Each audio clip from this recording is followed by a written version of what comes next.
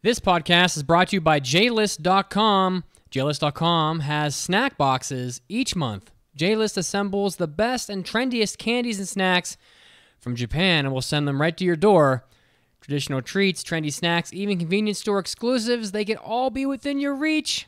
See what makes Japanese snacks so special while experiencing exotic chocolates, fun traditional dagashi snacks, and more, so you can enjoy watching your anime while you eat real Japanese snacks, which has got to be a match made in heaven. Head over to jlist.com/box to get yours, and you can be eating candy just like a Japanese person.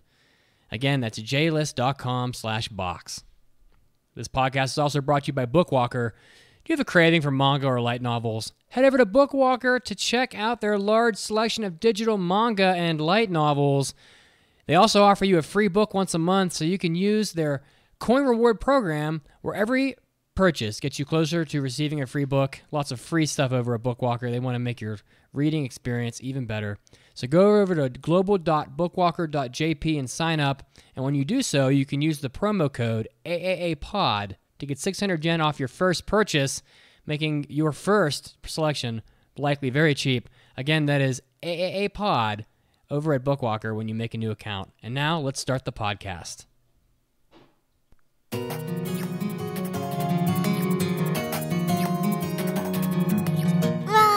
来てくれてありがとう You're listening to the Anime Addicts Anonymous Podcast. Take your anime addiction to the next level at aaapodcast.com/join. And now, here are your anime addicts.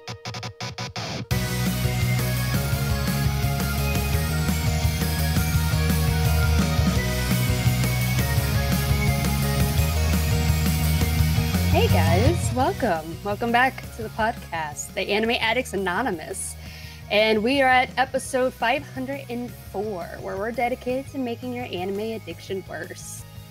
Hi, So much worse. I am Mandi.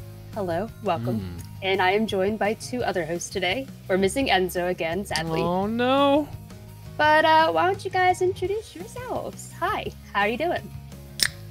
As I crack open a red monster. It is the Pope himself, Mitsugi here. Excited to do what is going to be, of course, one of my favorite podcasts of the year, and you'll find out why pretty soon when we get to the agenda. But glad everybody's here. We had a big snowstorm earlier this week in Denver, and I hope everyone's having a happy holiday. How's it going? I'm Mason. Mitz, what flavor is red? What is red monster? It's literally called Ultra Red. So it's not only red, it's Ultra Red. Guaranteed to destroy your internal organs. Where's the My Hero Academia plus Ultra Red version of that drink? I don't know. Probably in Japan somewhere. Make it I wouldn't be surprised. People. Make it happen. So, yeah, this is the last podcast of the decade. Oh, God. Oh, wow. So happy you're all here to join us in this adventure. It's so wonderful. Times.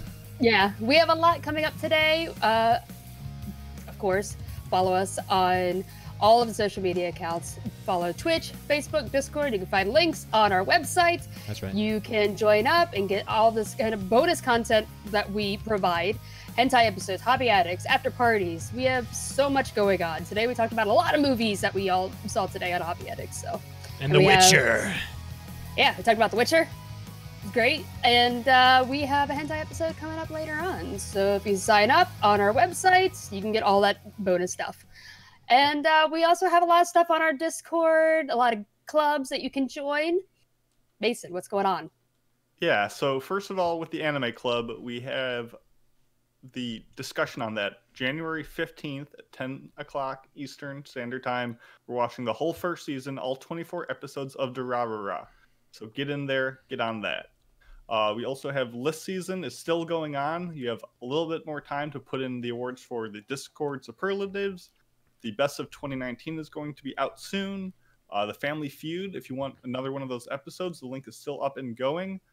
Outside of that, Let's Plays. Mandi and I have been playing Danganronpa. Well, I should say Mandi's been playing it. I've been watching in horror. Where all three initial episodes are on YouTube.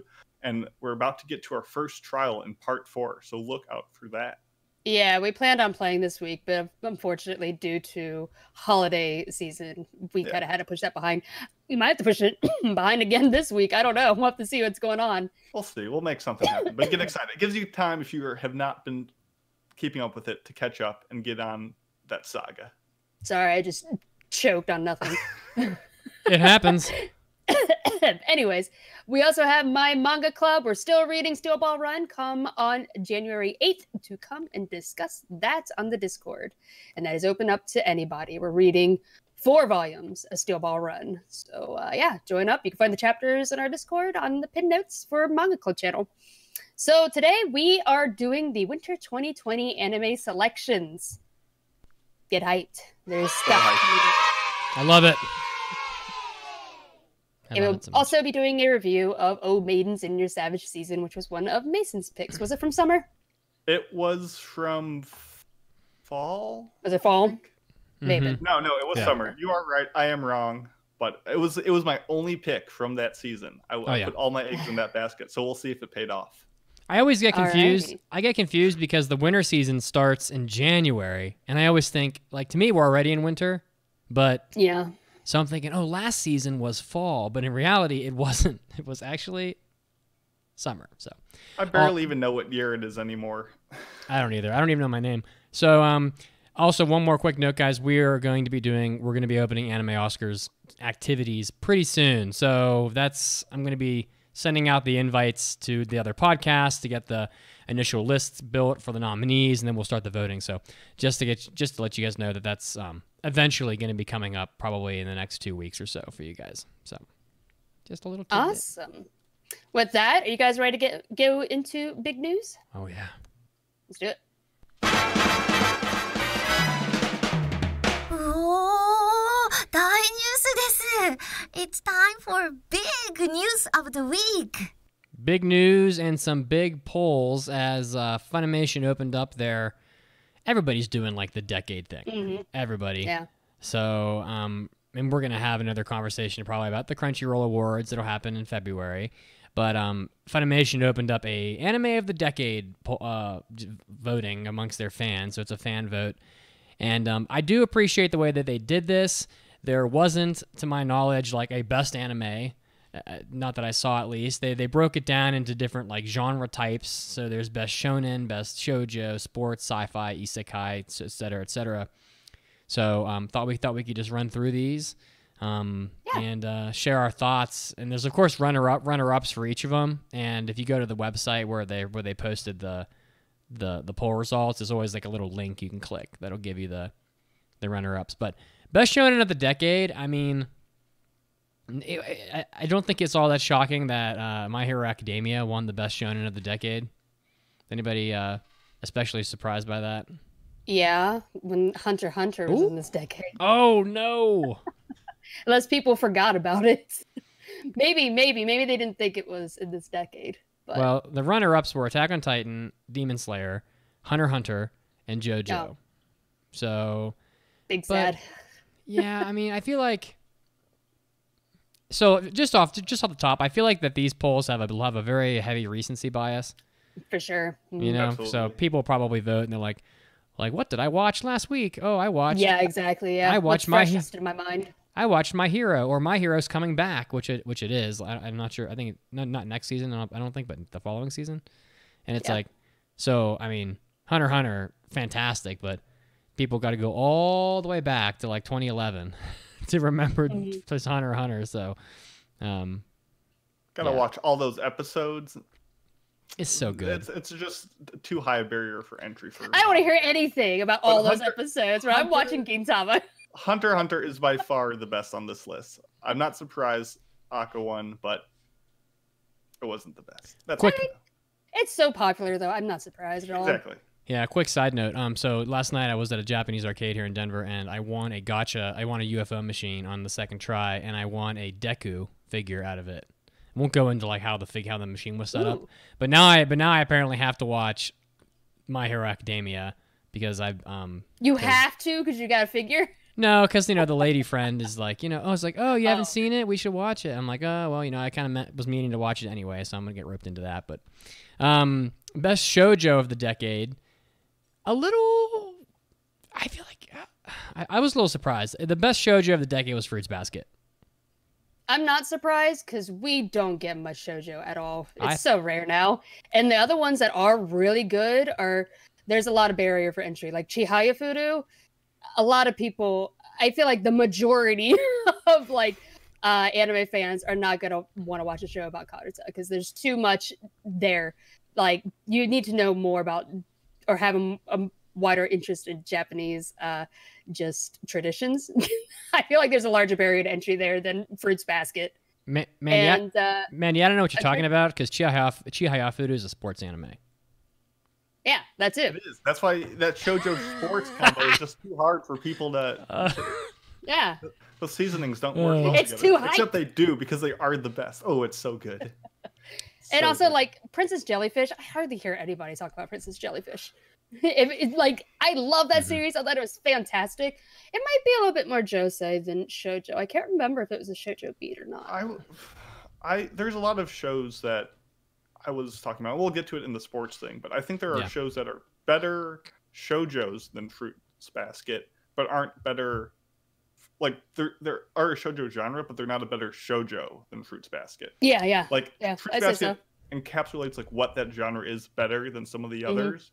So even though I might prefer like a Princess Jellyfish, I don't think that's what people come to shoujo for. So yeah, and also Fruits Basket, the original was massive. People went rabid over that series. Yeah. I'm not surprised.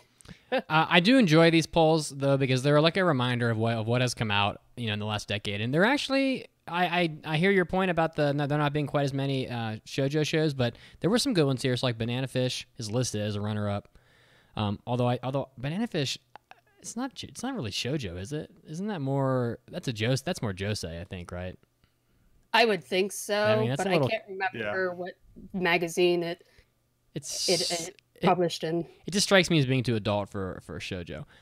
Orange was super good.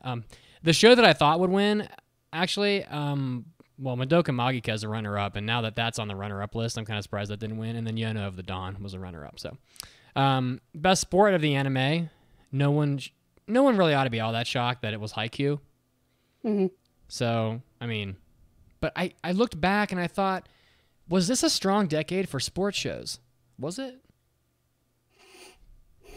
I think as strong as any other decade. I feel like sports have always been such a neat thing. I mean, there are some good shows on the runner-up list. So like Free was on the list.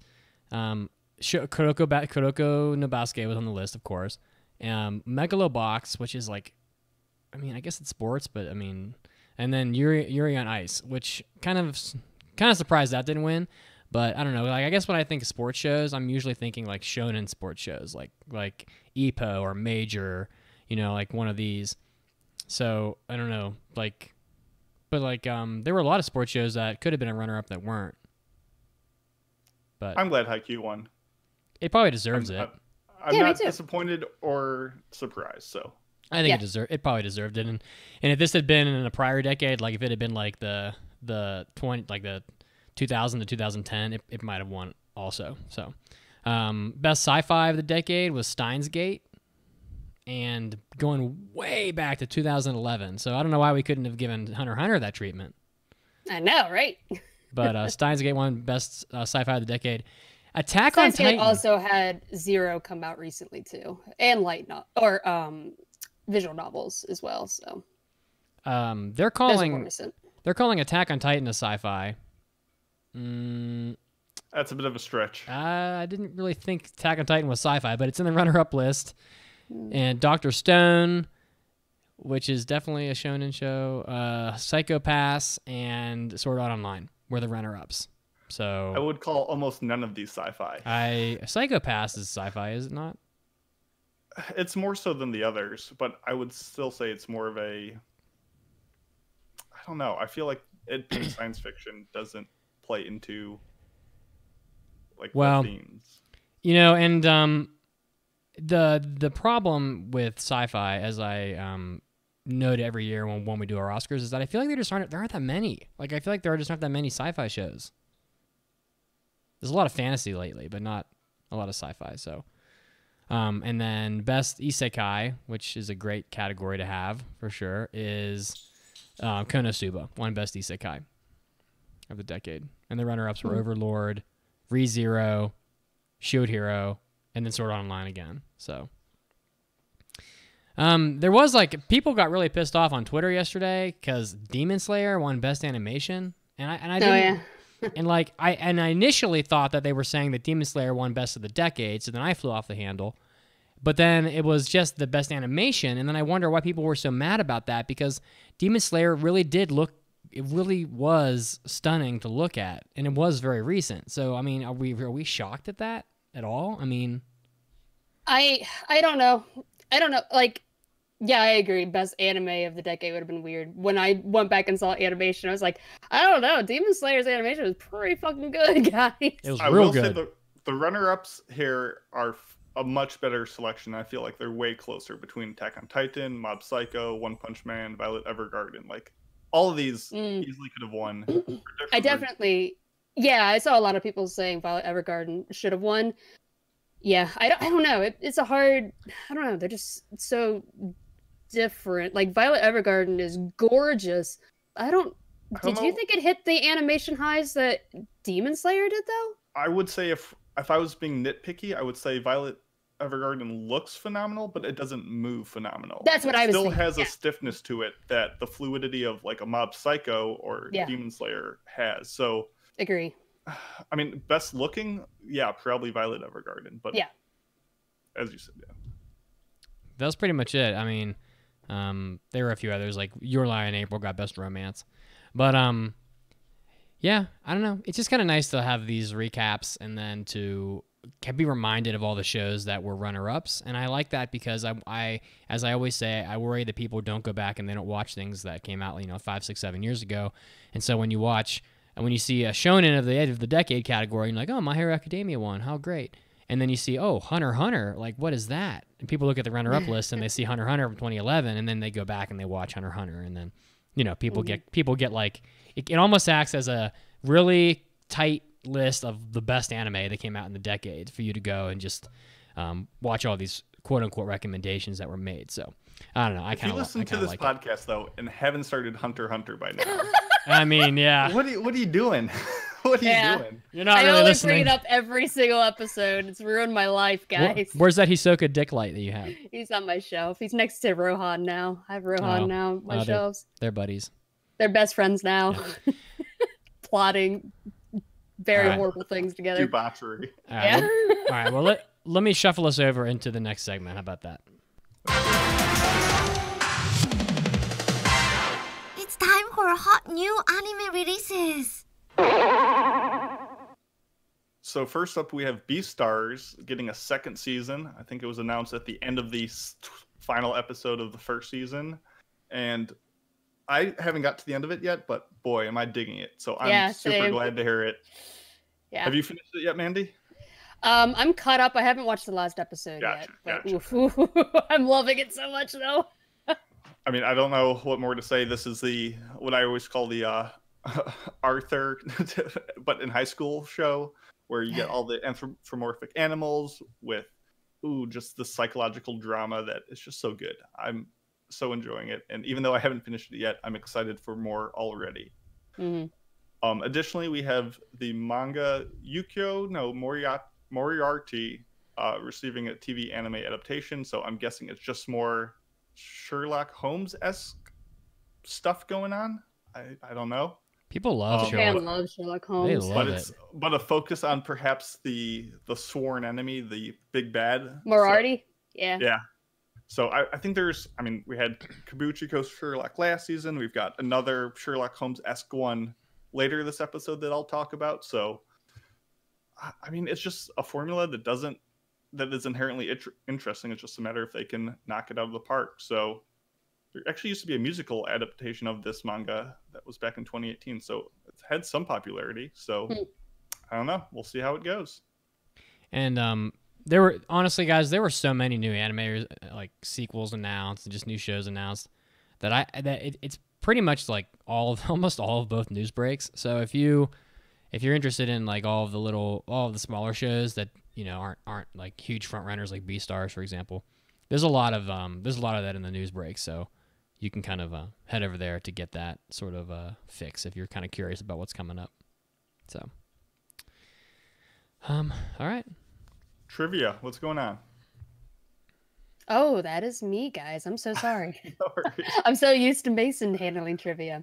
So yeah, trivia. If you go to our website at aaapodcast.com, scroll down there, you can see a picture there. And if you can guess what anime that picture is from, you could win prizes. Mm-hmm. So our current theme is Christmas anime episodes, or was it family? Did that change just now? It's been changed for a couple weeks. Oh, okay, cool. Just making sure. Our current theme is Christmas anime episodes. And the answer for last week was K-On! And the winner was Frosty Moon. Yeah. There's a few more, boy. It's, I don't know. It's fun to do seasonal trivia. So. Yeah, so go to our website, try to guess that anime, turn in your answer, and you can win stuff. But right now, we are going to do our weekly in-show trivia, which we will answer after the break. The question is, according to my anime list, what is the most anticipated non-sequel anime from the winter 2020 season? Remember, non-sequel. It's on top of us. After the break, but don't cheat. That's right.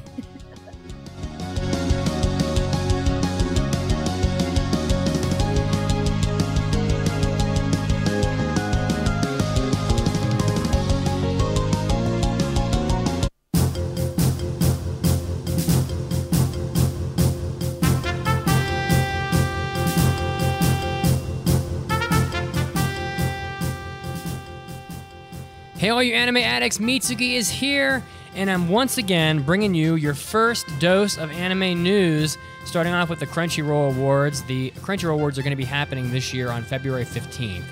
For those of you that are big fans of anime and like to know what the best shows from the year are, you can watch the Crunchyroll Awards on February 15th. The categories this year are, of course, Anime of the Year, Best Protagonist and Antagonist, Best Boy and Girl, Best Director, Best Animation, Character Design, Score, Best Fight Scene, and Best Couple. So look forward to this event coming up most likely concurrently with our own Anime Oscars, which will be happening in the coming months. Next up, it looks like Encouragement of Climb, the TV anime, is getting a new project. This coming from the Twitter account for Earthstar Entertainment's Comic Earth Star magazine. They said that the manga will have, quote, a new project, but they didn't really clarify if the project is a new anime or not, but they did clarify that it is, yes, a new project. So the manga's 17th compiled book volume shipped on March 12th, and Earthstar Entertainment is going to be publishing the 18th volume on January 18th. It's a pretty popular show and property, and if you're a big fan of Yama no Musume, the Encouragement of Climb, well, look forward to more coming out from that in some form in the future. Next up, a new season of World Trigger has been announced as well. This was announced at the Jump Festa 2020 on Saturday. Looks like it's returning to have a new season on TV Asahi. The synopsis, of course, when a gate to another world suddenly opens on Earth, Midako City is invaded by strange creatures known as neighbors, which are malicious beings impervious to traditional weapons. In response to their arrival, an organization called the Border Defense Agency has been established to combat the neighborhood menace through special weapons called triggers. Sounds exactly like Symphogear. So, although I haven't watched this. So if you're a fan of World Trigger, they're going to have more of this coming out as well. So look forward to that in the future. And rounding us out this time, it looks like Yakusoku no Neverland, or The Promised Neverland, is set to premiere with its second season on October 2020. So you're going to have to wait a little while for this one, but it is coming. This was announced by the official website of the property, Promised Neverland. It's going to be coming out on Fuji TV's Noitamina programming block in that October 2020 month. So for those of you that are big fans of this property, the first season, of course, was produced by Cloverworks. It aired 12 episodes in the winter of 2019. So if you want to go back and check it out, you can watch it streaming on Crunchyroll and other places as well, and get yourself caught up before the 2020 sequel. This was Mitsuki, and this was your anime news break. Now let's get back to the podcast.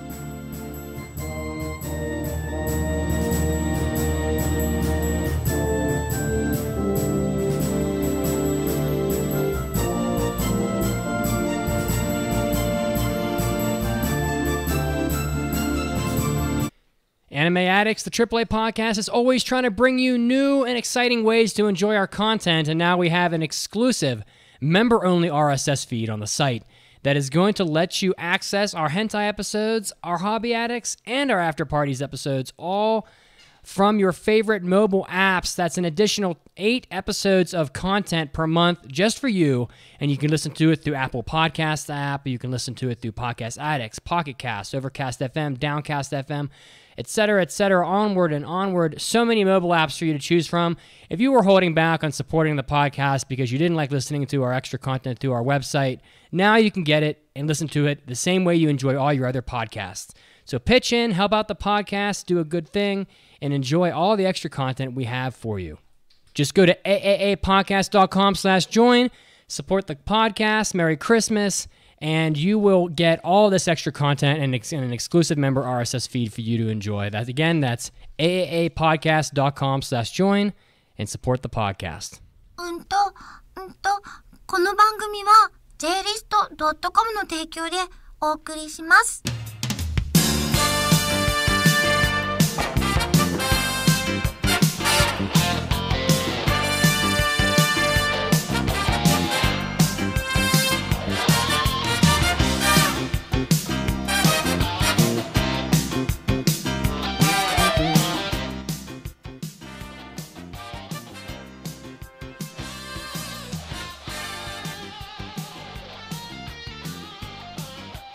And we're back, guys, to the 504th episode of the Anime Addicts Anonymous podcast. As we jam in here with some MD Geist.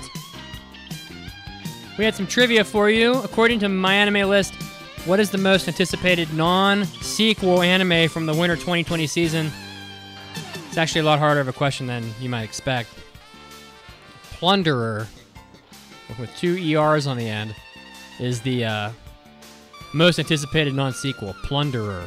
So, and we'll see if anybody. I think it's an isekai. I think.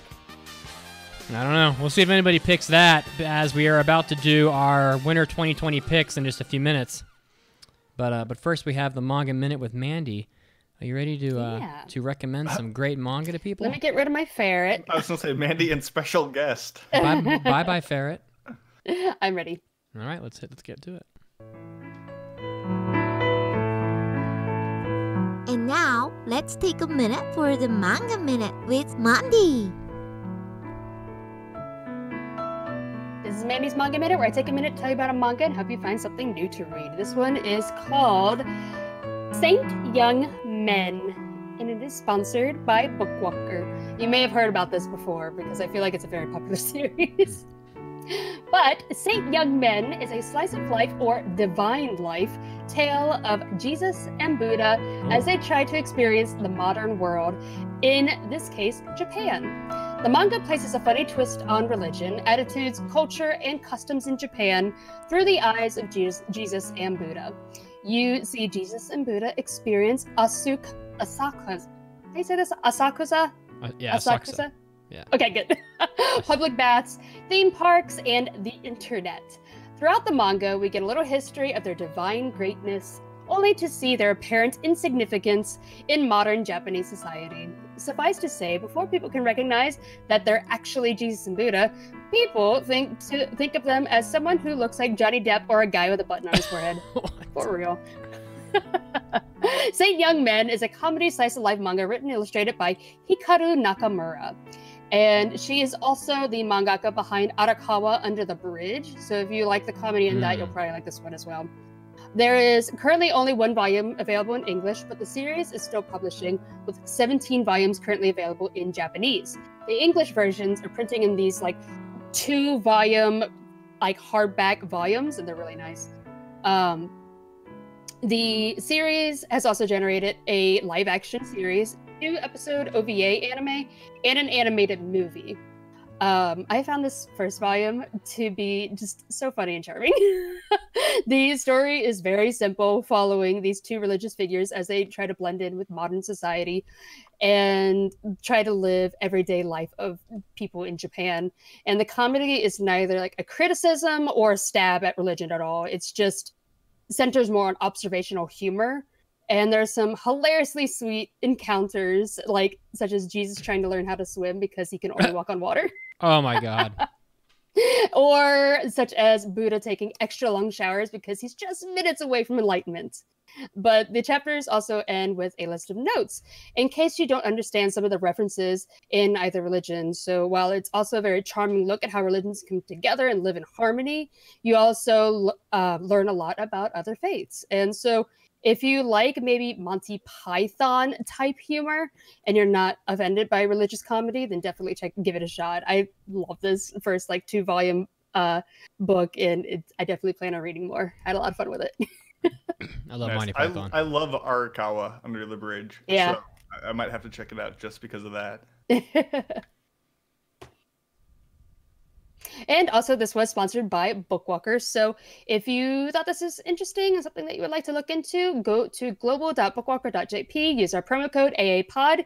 You can get 600 yen, it's coin-based, off of your first purchase, which is roughly around $6.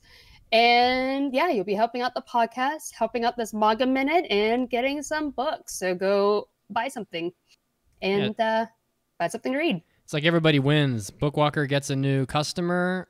Bookwalker thinks that we're awesome because we sent you there, and you get a book that's almost free. So yeah, definitely head over there and use the promo code for sure.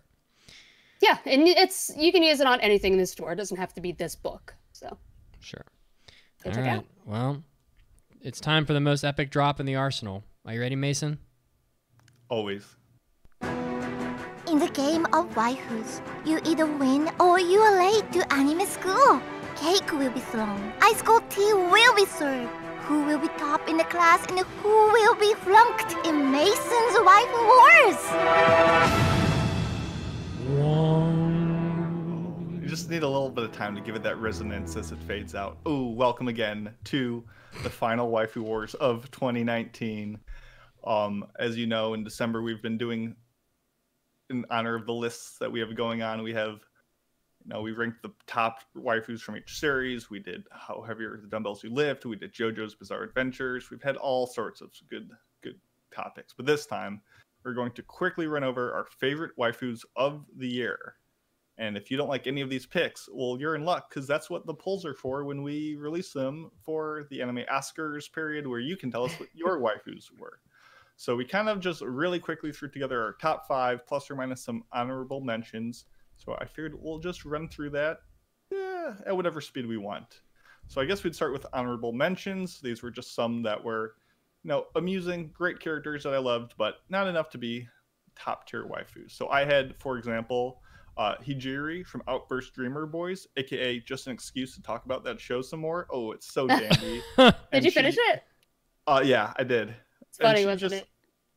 She just gets roped into all these things that she knows are stupid, but she just can't help but have such a fun time, like myself watching it. So that was great.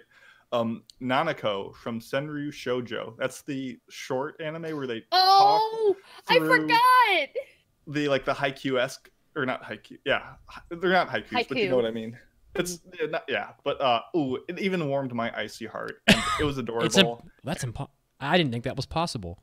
She would be a nightmare to communicate with in real life, but it was so sweet and endearing that it was a joy. And not to name one person, and we already kind of talked about them, but everyone from the Dumbbell Show and Maidens, which we're about to review, are just so good. How about yourself, Mandi? So we included characters from manga as well, correctly? Because I did. I included one. Okay. She was too good not to. My honorable mentions. First was Gudrid from the Vinland Saga manga. She is not in the anime right now, but in the manga. I'm waiting. I'm so hyped. And Gudrid I love her so much. She is a character that they introduce where a lot of I'm not going to spoil anything that happens, but a lot of her story when she's introduced revolves around all of these rules that what a woman can and cannot do, and she's like, screw that, I'm gonna do what the hell I want. And I'm so determined, and I loved her so much. She's so funny, and I love her. But also I put down Nezuko. Of course, she's my honorable mention.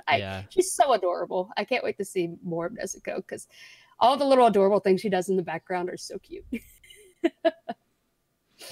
Don't put Nezuko. Literally kicks heads off. She does. So just going down our top 5, my number 5 was Mutsu from Dororo, which is like the older sister of like Hyogo and like the guardian protector / friend of Tohumaru. She lost a couple limbs along the way. Doesn't matter. She's beautiful. She's refined. Still great. She's deadly. She's disciplined. She's determined. She's just so cold and a badass. Yeah, she's pretty which cool. is the theme of 2019 on my list. It's still working on yours, or do you want me to go? Mitch will do a top 4. Oh, okay, that works. Yeah, I'm working on the fly here. I think I did not give my co-host much of a heads up on this I'm one. a little late to Yeah, the party. This is very spontaneous. My number 5 was Arisa from Fruits Basket, which is the like blonde-haired delinquent girl who's best friends with Toru. She's so great. I love her. She kicks ass and she's so protective of Toru. Both her and the other girl are just, I love them so much. But she always cracks me up. And yeah, I love how protective they are of Toru, and they're not afraid to like get in the way and beat someone's ass because they're bothering her. Can I cheat? Can I cheat and use somebody from one of our retro anime that we did this year? Go for it. I really love that. I really love Now Izumi from Pat Libor. She was like the spunky female cop girl. Like I don't know. She was just like kind of the heart and soul of the whole police unit. And I don't know. I just enjoyed her presence amongst all of the stupid guy cops that were in the little squad. It was just refreshing. So I don't know. I loved having her in there. So Pat Libor, for sure. Nice. So for number 4, I had also from Vinland Saga, but obviously not Gudrid because she hasn't shown up yet, and I'm not that far in the manga. Is Ylva, the older sister. She's needs great. More time. Everyone in the like village loves her, and like she just constantly is getting attacked with the marriage proposals. She brushes it off. She's great. Yeah, she's amazing. She's an absolute boss, and she just runs the show when everyone goes off to do their little Viking games. So I like her so much. I love it how that she's getting pressured, like, oh, you have to go get married. She's like, screw that, I'm gonna go kill a whale. How about no? Let me just stab this big boy in the ocean. She's great. I loved her.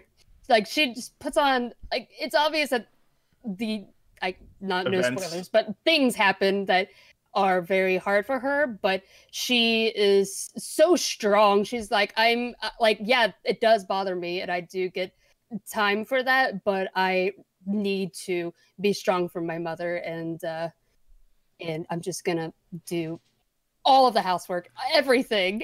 She's like kill whales. Equal parts badass and Genki girl, all mixed together. Yeah, she's great. I love her. Who's your number 4, Mandy? Mine, I don't know about much for Waifu, but I love Isabella from Promised Neverland. She is such a fascinating antagonist where, yeah, she is the antagonist of the main characters, but she's also very, I don't know, like, you just feel so sorry for her and you want to sympathize with her. She's fascinating, and I loved Isabella so much. Mitz? I'm gonna cop out here, and it's got to be somewhere on the list. Nezuko has to appear. Yeah. It's not very original, but like, 5 years from now, when I'm thinking about, I don't know, but I'm gonna wake up one morning 5 years from now and go, you know what? I wonder who a great waifu was, or I wonder who a great memorable character was from last year, and I'm gonna say, you know what? In that particular year, Nezuko really, I remember Nezuko a lot.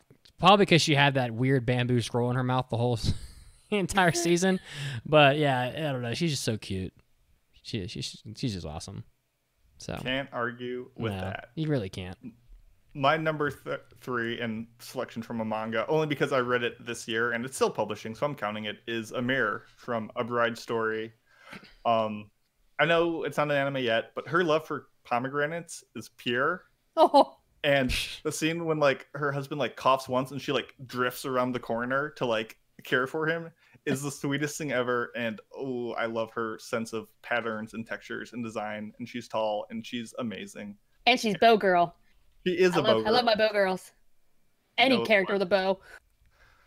Oh, she's just the best. I can't wait for this to be an anime so I can put it in a list again. My number 3 was Chica from Kaguya-sama. She's so great. No, she's hilarious. She, as Mason does the dab. Chica is so funny, and I love how she is both clueless of what's going on between the two, and because of her cluelessness, she ends up just destroying everything. Like, she's the chaos factor. The chaos factor of this entire conflict. But also I think she's smarter than you realize, or that they think she is. She knows what she's doing some of the time. You just like her because she's a bow girl, not an archery bow, but like a bow in the hair girl. I see. I get it. Yeah, anything that's bow related is. Yes. Yeah, she's really great. I love her. And I love her dance too. She's so great. I gotta go with Hibiki from How Heavy Are the Dumbbells. She was just, I don't know. She was just great, and she was mad hot. You know, I don't know. I feel like hotness does, at least for me, it matters somewhat for the waifu talk. And Hibiki was definitely, you know, she was just a lot of fun. I don't know. Hibiki's a girl that I would go on a date with because she was just like a ton of fun, you know, and you know, she might be worried a little too much about how many calories are in a corn dog, but you know, at the end of the day, she would also be the one that would like go axe throwing with you or something. So you got to go with that. I believe it. I see it. I believe it. My number 2, also from Kaguya-sama, but is actually the self-titled, can't even talk, Kaguya. She is so much better than Chica in my mind. If I am the Drake meme, it's like Chica, not about that. Kaguya, all about that. Oh, blasphemy! Oh, I know no, everyone likes Kaguya the too. Chica, but Kaguya, she's so smart, she's so cold, but her adorableness when she's in the bed. Name one character cuter than her. When she's like, well, in the bed. What's going on? Yeah. Not that kind of bed. Well, literally that kind of bed, but not. You know what I mean? Okay. You could have just said when she's sick. Yeah, but when she's like in the bed with like the blankets pulled up, and she's it's so cute and adorable, and she's got the smarts, the brain, and she's smart. Yeah, exactly. So she's my number 2 easily. Both my number 2 and my number 1 are from manga. My number 2 is Komi from Komi Can't Communicate. That is a 2019 series. And gosh, Komi is so wonderful. She's so cute, and she has all of the social anxiety and has a lot of trouble talking to people, but she is so determined to overcome it, and her like progression of trying to learn how to make friends and how to talk to people is just so sweet. And I love all the little memes that come out from that manga. She's so cute. For me, from the show that I've recently started, which was Dr. Stone, I really love Yuzu Riha. She's super just adorable and helps to inject some feminine charm into what was previously a complete sausage fest in Dr. Stone. Is just like a bunch of just very archetypal men just running around, you know, just chasing down animals and being weird, and then it's like boom, punching lions in the face. Yeah, exactly. They call it a stone party in the future. Oh, I see. Stone party. Oh, okay. So yeah, Yuzu Riha, she's just. I think that the character designs of Dr. Stone are super bizarre, and and the modeling never seems to be consistent, but it doesn't really matter. I think that she's super cute, so I'm picking her. Nice. Number 1. Here we go. Oh, here comes the good shit right here. Yeah. Strap in, fellas. Gotta go with Blade of the Immortals. Gotta go with Rin Asano. Her desire to seek out some of the most deadly people in the country and take them down despite her utter lack of skills is both foolhardy and commendable. And like her character growth and like realism coupled with her goofy monkey ears and practical accessories, like there's such a grounded charm to her that I applaud. And it's like characters like her that is like what I look for in the medium. They like transcend the archetypes and they become entities all of their own. She's so good. And those characters are so good, which is why the actual waifu of the year, super Mark. No, it's actually Shinobu Wakamiya from Chihaya Furu season 3. That's waifu of 2019. best waifu of 2020. Or it's I am so confused. Which one is number one now? It's two number ones? Both. It's both. Okay. I'm flipping the script. Shinobu's only been in like one episode. Doesn't matter. Doesn't matter. Okay, gotcha. Doesn't matter that she also already had a segment on her. She's the best. It's okay. It doesn't matter because my number one is everyone's gonna hate me for it. That's okay, but because I don't care what you think. Exactly. That's what Number one. The best waifu of 2019 is Tatsu from Way of the House Husband. He is the best. I can't wait for more of that manga to come out, guys. I love this manga so much. This is the one about the Yakuza boss who quits being a Yakuza boss and decides that he wants to take care of the house while his wife goes to work. And he approaches like just everyday household chores in the way, like, with the mind of a Yakuza boss. And it's so great. Just the intensity and aggression that he, like, prepares bentos is commendable. It's so funny. His wife is a big anime fan. She collects, like, figures. And this, a tiny little spoiler for, like, just a joke in it. One of the figures gets broken by a neighborhood kid. And so he teaches the kid to bury it like you would bury a body. And it's so funny. Did you see like, Tatsu's fantastic. I love this manga so much. Did you see the trailer for the live action? I did. Well, it's not so a good. live action. It was just a live action like ad for Yeah. the manga. Yeah. Yeah, but But, they yeah, it's really captured it good. so well. Yeah, they did. So good. Mates, what is your number one for the year? It's got to be Raptalia from Shield Hero. She was just, I don't know, awesome, and I loved her, and she was really cute, and plus she was like, what is the term? I guess like an animal girl, and you know that's always like a fun thing. So, you know, kind of a crowd favorite probably, but I got to go with that, and I'm looking forward to seeing more of her in the upcoming seasons of that show. So, gonna go there for Raptalia. So That's cool. Thank you all for contributing for this list. Listeners, like I said, look out for this question in the poll so we can get the official, not our biased takes on waifus. But I think we're ready to move on. We got a lot to talk about. yeah, let me ask you guys a question here. So I have the first 8 trailers pulled up, and I could play them while we talk about them on Twitch. However, I'm not too well versed in the rules on Twitch, so they're gonna shit their pants if I play a trailer. Probably. We might get muted, so I would say no. That's not a whole lot of fun, but okay. So guys, we pick our shows every season, round robin style. So, and everybody got kind of what they wanted this time. So Kind of. Some of us. Kind of, Some of us named Mason. Some of us threw a temper tantrum and got exactly what we wanted, but we'll get to that. Yeah. So I'll just go first. We can just go in the order in which they are on the dock, here left to right. And this first show that I picked is one of possibly multiple video game based shows, and it's called in English, I Hate Getting Hurt, so I put all my skill points into defense. That's what it's called. It's the longest title. What a coward. What a coward. It's going to Cannon take you for life. forever to kill mobs. The title in Japanese is just completely insane. And it's done by Studio Silverlink, who did Nakanohito Genome, and the director is also Shin Onuma, who worked on Bakuto Test, and this studio and director worked on the Fate Kaleid, Liner, Prisma shows, so, you know, if you're familiar with those. So the story is after receiving an invitation from a friend, the Kaede, the main character, begins playing a virtual reality MMO game, which personally I've been waiting for in real life since the minute that we started talking about virtual reality. And the game is called New World Online, and she makes a character called Maple, which is super cute.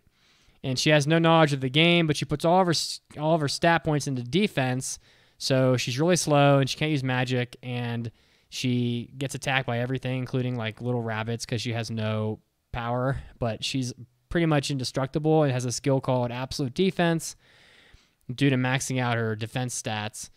And so it's just like a fun game based anime that's, I don't know, I kind of think of it as a cross between Shield Hero and like Dot Hack, sort of. If it's just because it's like, you know, she's in a game, and watching the trailer, it just looks really cute. You know, there's scenes of her fighting inside the game where she's like battling little rabbits with this massive shield, and I don't even think she has a weapon, and at least not in that scene.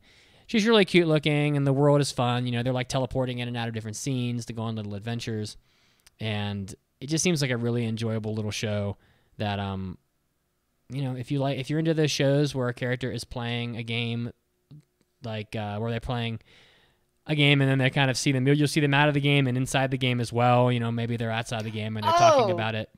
Yeah, so it's not an isekai. It's like MMO junkie style. Yeah, exactly. Oh, okay. Yeah, it's not an isekai. She gets this game because her friend recommends it, and then you know there are going to be scenes where they're talking about the game while they're at school, I think, and that sounds and then cute. But they're going to go on like badass adventures where, you know, she can't really do much because all she has is a shield. So I don't know. I kind of thought it looks a little bit like a moe version of Shield Hero, sort of, because it's not an isekai, but you know she's a million times more cutesy girly than the Shield Hero guy, but she only has a shield. So looking forward to this. It's called I Hate Getting Hurt, so I put all my stat points into defense. And don't even try saying that in Japanese because it's like at least 30 seconds of talking. Itai! So, that's it. Yeah, Itai. All right, so next up is we have Mason. Yeah, so my number 5 pick, which was my number 5 selection. Yeah, that's how it went down. Is Hoseki Sho Richard-chi no Nazo Kantai, which is the case files of Jeweler Richard. The Hoseki is the same Hoseki as Hoseki no Kuni, which is where the jewel comes from. But anyway, this is done by Studio Shuka, which is what we were struggling to remember last week. This is the group that broke away from Brain's Base with director Takahiro Omori to create the later seasons of Durarara and Natsume Yujincho, and as well as the original 91 Days. So I like a lot of the stuff that they've been doing. This is their first series in a couple of years, and it's based on a mystery light novel. It follows a British jewelry appraiser and a Japanese high school student, because of course, to solve what I'm expecting to be episodic jewel-related cases by delving into the psychological aspects of the jewels owners that lie within the gems themselves. So this is what I was referring to earlier when I said this is probably just more of a Sherlock Holmes-esque presentation. It's going to be probably way more restrained than the exuberant Kabuchiko Sherlock. But as with all mysteries, I want them to be good. They have the potential to be interesting, and it's just a matter of how well it can execute the formula. And that's about all there is to it. So if you like mysteries, this is another one. We'll see if it's good. And then, sorry. Who wants to cover Enzo here? Because we got picks for Enzo as well, but you know our lovely New York boy is preoccupied with something. So, I just do the first one. We can decide as we go on the list. His first pick is Pet, which correct me if I'm wrong. Didn't Pet? I thought that already came out. Like it was supposed to come out last season. I think it was on both of our lists at one point, and it just never happened. It had like that weird PV of like that live action fish just kind of flopping around.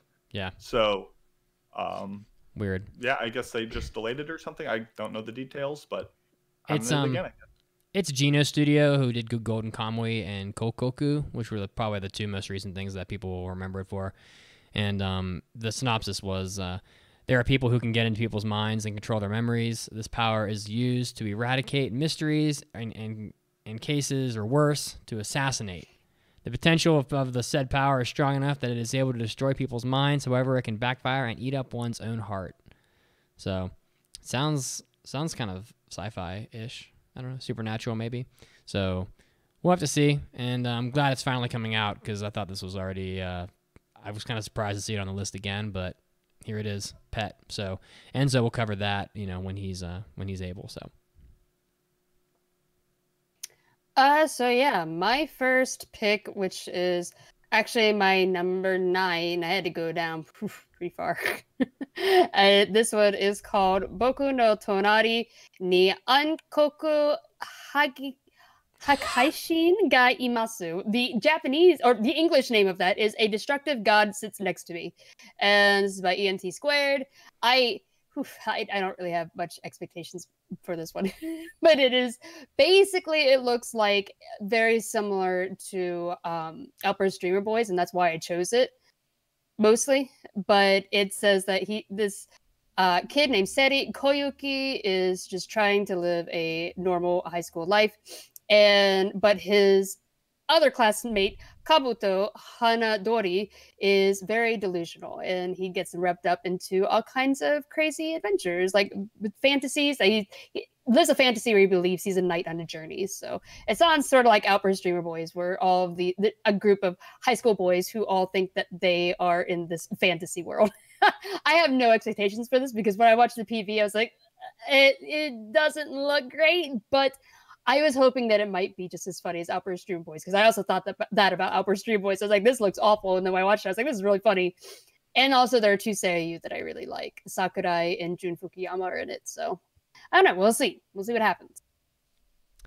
I have another VR MMO show. How did this happen? I watched the PV for the last one. It looks really cute. I'm going to watch that one.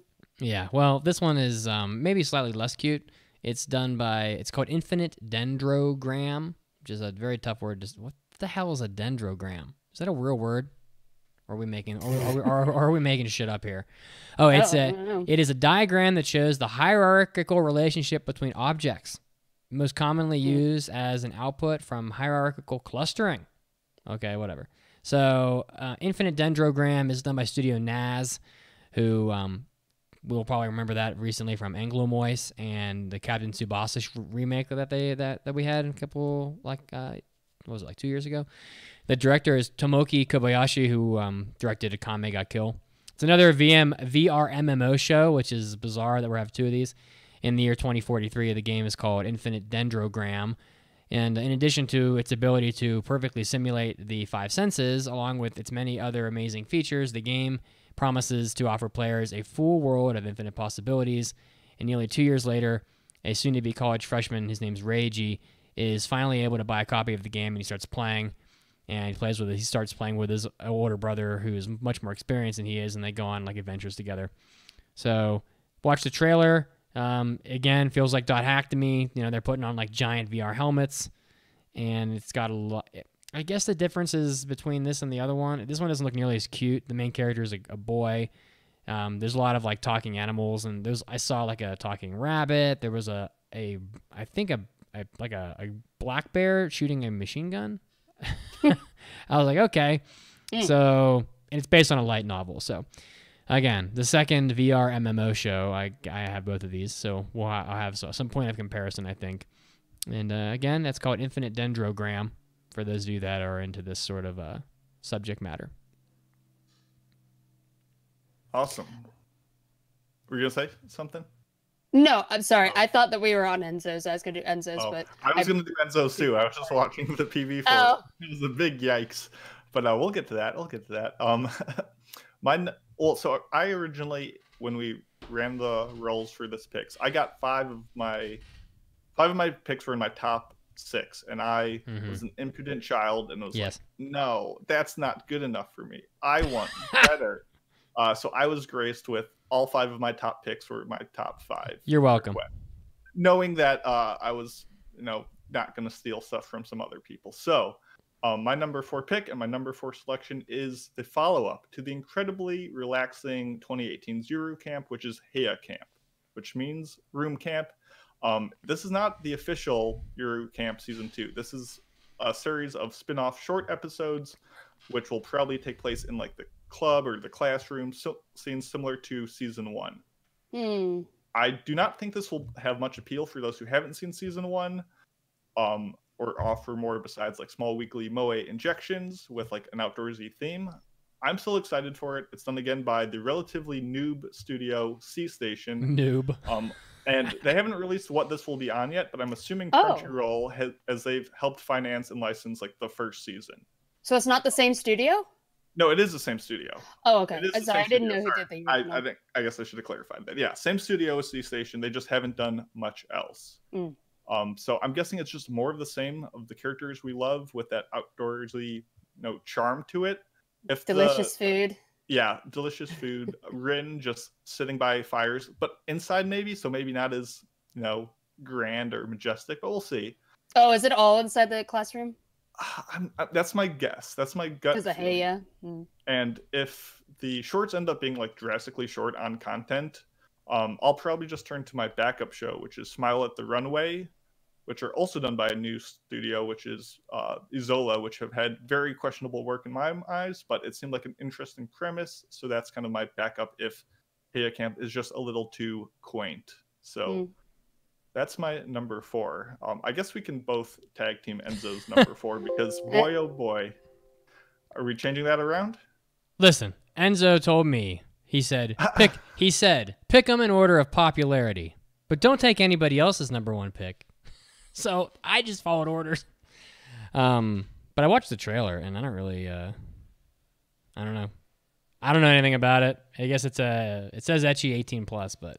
Okay. Well, yeah. So I wasn't sure because you're typing new stuff in the doc, but yeah. So this is Interspecies Reviewers, which, as far as I can tell, is, it's not an isekai, but it takes place in a fantasy world where these 2 guys go from like town to town, district to district, and are adventurers merely to explore and like rate and compare the sexiest of different like the species of ladies throughout the land. I'm surprised Mitz didn't put this down. And I didn't know what it was. They're just trying there to experience it and see which species reigns supreme.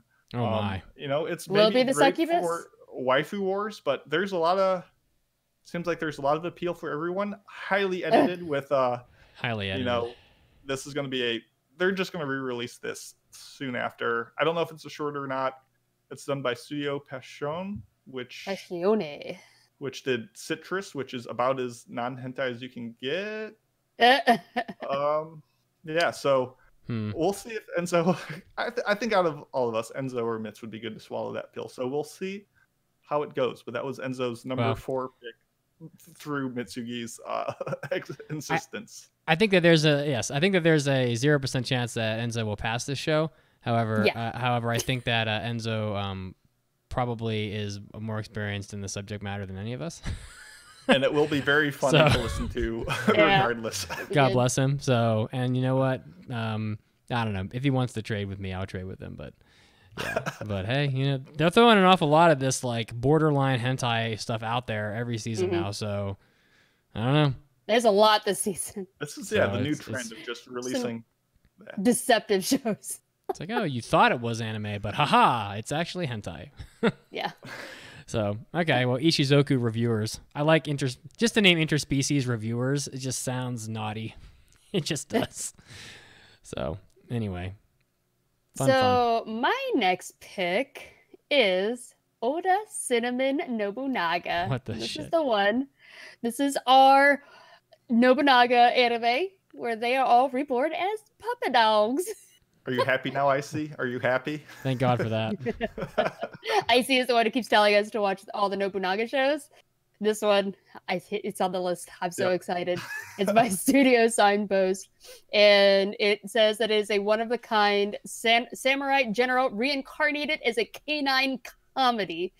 And I don't know anything about the director. It didn't look like he's done anything. This looks like the only thing he's done. But it'll be very interesting because I watched the PV. It just looks funny. It just looks like it shows all of these generals and what their dog versions are, and I'm sure they're going to get into some dog wars. It's going to be very silly. They're going to have turf battles, sniffing each other's butts. Nobunaga's going to piss all over them. These evil dogs. This is how they end up in hell for Hoseki, or not Hoseki. Hozuki no Rit. Hozuki no Rit, that's it. Hozuki, yeah, that's the one. So excited. Oh, I love dogs. So we'll see. Okay. So I have a show here called It Invaded. This was the show that was like they did like the two episode preview on Funimation, I think. Mm-hmm. So some of you may have already seen some of this anime already because it was previewed on Funimation a few weeks ago for like one night. I didn't catch it when they previewed it, but maybe some of you did. I don't know. But I think I tried, but I couldn't get the service to work. It was, I don't know if it had too many people go into it or what, but I tried and failed. Yeah, I watched some of it and then I got kicked off, so I was like, oh well. This is another Studio Naz anime, so it's my second Naz show, again against Anglo Moist. The reason why people probably have their ears perked up at this is because the director is A. Aoki, who directed Fate Zero and Aldnoah Zero, and I'm not really sure why, but every time his name comes up, it seems to be like a thing. So, I don't know, he's like one of the trendy directors. So, but the plot is about Sakaido Issa, a detective looking to solve a grisly murder of a girl named Kaedu. But solving the case it's not really like most cases, as he kind of has like lots of challenges about what he thinks and what he believes, and there's a lot of like psychedelic, psychological stuff going on in the story that makes the case kind of unique and different. I watched the PV, and it definitely doesn't really paint much of a clear. It's kind of difficult to tell what this anime is about based on the trailer, just because there's a lot of like there's scenes where like the buildings in the city are like floating in the air, and there's a lot of just trippy stuff happening, and so it's a very sort of mysterious sort of anime, I would say, and I have a difficult time kind of conveying what it would be about, but definitely looks well animated. It looks like there's a lot of sort of interesting, unique twists in the show, maybe some action. There's definitely some very gory, bloody imagery in the trailer. There's people being hung. There's a scene where like a whole room's walls are just splattered with blood top to bottom. And it seems mysterious, and I think that people will probably watch this because of the intrigue factor. It's definitely got some sci-fi blend going on here. And again, if you're in the market for a sort of unique sci-fi-esque mystery show about a detective by A. Aoki, who is the director of Fate Zero, you might want to check it out. So again, it was on Funimation already, so some people probably already know all about it. But and that's Id Invaded. So the id being a part of your psychology that is studied in school, which is like the converse to the superego, which is like the id would be like your deepest, animalistic. most animalistic impulses that are the counter to your sort of manner, is like to your like calm, peaceful, sort of more reserved side of your personality. So I don't know. I have no idea if that has anything to do with the story, but we'll see. So I'm interested in this one. I'm excited for it. I want to check this one out. The It's trailer, had a mystery in there, and I was like, I love mysteries. the trailer is just bizarre. I mean, it's like Mystify me. yeah. Well, you're gonna be I'm mystified. I yeah, for sure. Mason. My number 3 is Natsunagu. And I'm as excited for this show from the synopsis as I am from the backstory of its production. So first, the synopsis. The anime story follows a coming of age of Natsuna, a college student in Tokyo, who goes to Kumamoto after losing contact with her friend after a series of earthquakes. There she meets a bunch of individuals with colorful personalities. And I'm assuming that the show will focus on the post-earthquake effects of the city, the people, how the losses affect them, and how the rebuilding process plays out.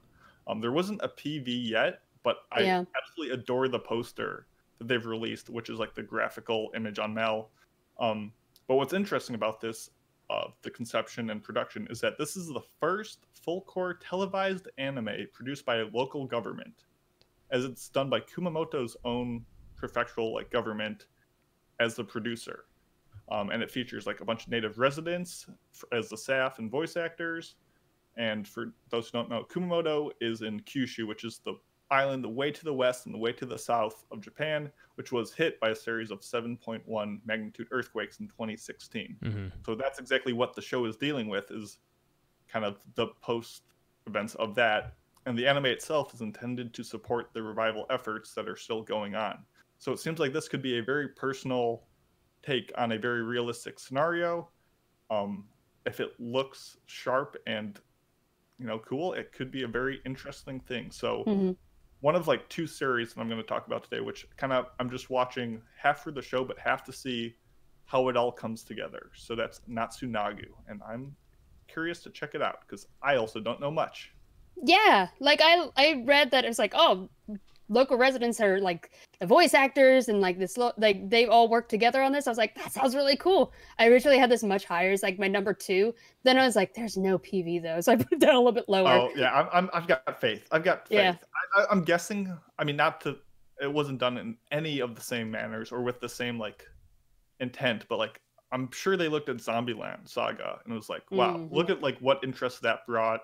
And as we mentioned, a couple episodes with the show Sakura Quest. Sakura Quest. It seems like it could be in the same vein, but talking about a much more severe and realistic situation that is a threat to. I mean, it happened a bunch this year, so I'm excited. I'm really excited. I'm excited too. I'll check it out. Enzo's next one is the 2nd season of Isekai Quartet. I'm sure he's going to enjoy it so much. He's gonna love his picks. Yeah, he's gonna love them. And yeah, this one has characters from Shield Hero in it. So we'll see. It looks like it's gonna be the same kind of more of the first one. Yeah, silly isekai comedy short. Is it short? It was a short, wasn't it? It was. They were like 11 minutes. Like yeah, like 11 minutes. The people were short in it, so That chibi too. equals short. Kind of like South Park style, like little chibis of them. Yeah, a little squashed down. Enzo's really not being punished for not being here. I promise. This is the order of popularity from the websites. So he gave us directions. Yeah, I just he followed. got the best roll. He got like the optimum, perfect 100% roll. And sorry, he did almost have Nekopara. Then I spoke up. I was like, guys, I played this game. Mandi showed mercy, and then I changed it. So it was going to be, because Nekopara is way up there at near the top of the popularity list. I mean, of course it is. Can I get a meow in the chat? If we get enough meows, I'm going to make Enzo watch Nekopara. Oh my god. We could always put it in there instead of Isekai Quartet. I had it down at the bottom of my list as a joke. I put the little like Hisoka emoji next to it. Yeah, I saw that. With the star and the tear. Feel like with a smug face. It was really funny. He wanted it really bad. I was so surprised when you did the poll. It was like his number 1. I was like, guys, but then we would just gonna be trash. Then we would just get pictures of Enzo looking at the camera really sad with like, why you do this. Yeah. Oh, we should probably also note that we're not picking any shows that are sequels past the 2nd season. So if you're wondering like why Haikyuu's not in here or Railgun, there's a good reason for that. So but we will talk about them. We're gonna talk about them. You know, I think it's an effort to bring exposure to other shows that aren't just like the 7th season of Food Wars, for example. Like if you already like these shows, you know what you're getting into. For sure. And if you haven't seen these shows, you're not going to start with this season. So that's kind of where it stems from. But like we said, we will talk about them. We will discuss them. And yeah. Icy Rose says we should have Enzo play the censored Nekopara for the Twitch stream. Oof. If you can get him to watch that or play that, I would like to see it happen. I might. Do you want me and Mason to do it? I might. Ooh. Mason, do you want to play Nekopara? I mean, is there even a purpose to playing the censored one? Good question. I mean, the answer is no to both questions. But if the people want it, the settings have a boob jiggle option. You can get super jiggly or no way. Little... Oh my we'll God. think about it. We'll think about it. We'll think about it. I've never heard of such a thing. That is ridiculous. Mandi, number 3, what you got? It's Nekopara. It's Nekopara. No, my number 3 is Toilet Bound Hanako-kun. I did this one for Manga Minute. I'm sorry, it doesn't sound much better. Toilet. Yeah, bound. this one I did for Manga Minute, and this is being adapted by Studio Lerche, and who doesn't have a great reputation. But the director is Masaomi Ando, who worked on Scum's Wish, White Album 2, School Life, and the Hakomi to Mikochi, the one with like I think they're fairies, that Enzo covered not too long ago. And yeah, I'm excited to check this out because I really enjoyed the manga. The studio I feel is very questionable. We'll see. This one is about a young girl who, high school girl who really wants a boyfriend, and she hears Aw. one of those like those legends, school legends. They're like, oh well, this certain bathroom is haunted by the ghost known as Hanako, and if you go there, you can they will grant you a wish. And you hear Hanako in all kinds of different Japanese folklore stories. But she goes there and finds out that the ghost who is haunting this one little bathroom stall is actually a boy ghost. And through kind of like sort of Noragami-ish encounter, some situation makes this girl named Nene, who also like now she is involved in the world of spirits and becomes really good friends with Hanako, and they start to become closer, and Hanako hires her to solve mysteries and like supernatural mysteries, and she starts to develop a little bit more feelings towards Hanako than she did previously. So I don't know, it's cute. I like that the PV like nails the aesthetic of it. I am concerned because there's not much animation in the PV, and that's kind of like the whole reason you want to watch a manga get adapted into an anime, but we'll see. They nailed the kind of both cute moe plus creepy aesthetic with the very bold character outlines. So I don't know. I'm curious. And this was also my number 4 pick. My dog Nobunaga was number 8, so the massive jump there. But yeah, I'm excited to see it. We'll see what happens. I have my number 2 show is Kyoko Suiri, which is in/Spectre. I don't know. I guess it's supposed to be Inspector, but it's just got like a slash in there. I did this for Manga Minute like 2 weeks ago. Oh, did you? Mm-hmm. The studio's Brains Base, which I feel like it's a bad rap, but we forget that they did Durarara and Bacano, which are both really, really loved. The director is Keiji Goto, who I looked at his credits, and he hadn't done a whole lot, but he directed Kitty Grade, which is the only thing I could really recognize that he did, and I don't really think that's much to talk about.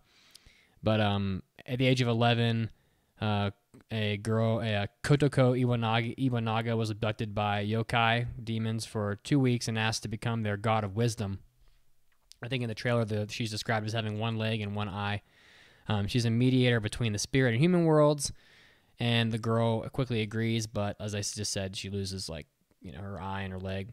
And then 6 years later, whenever yokai wish for their problems to be solved, they make their way to her to talk.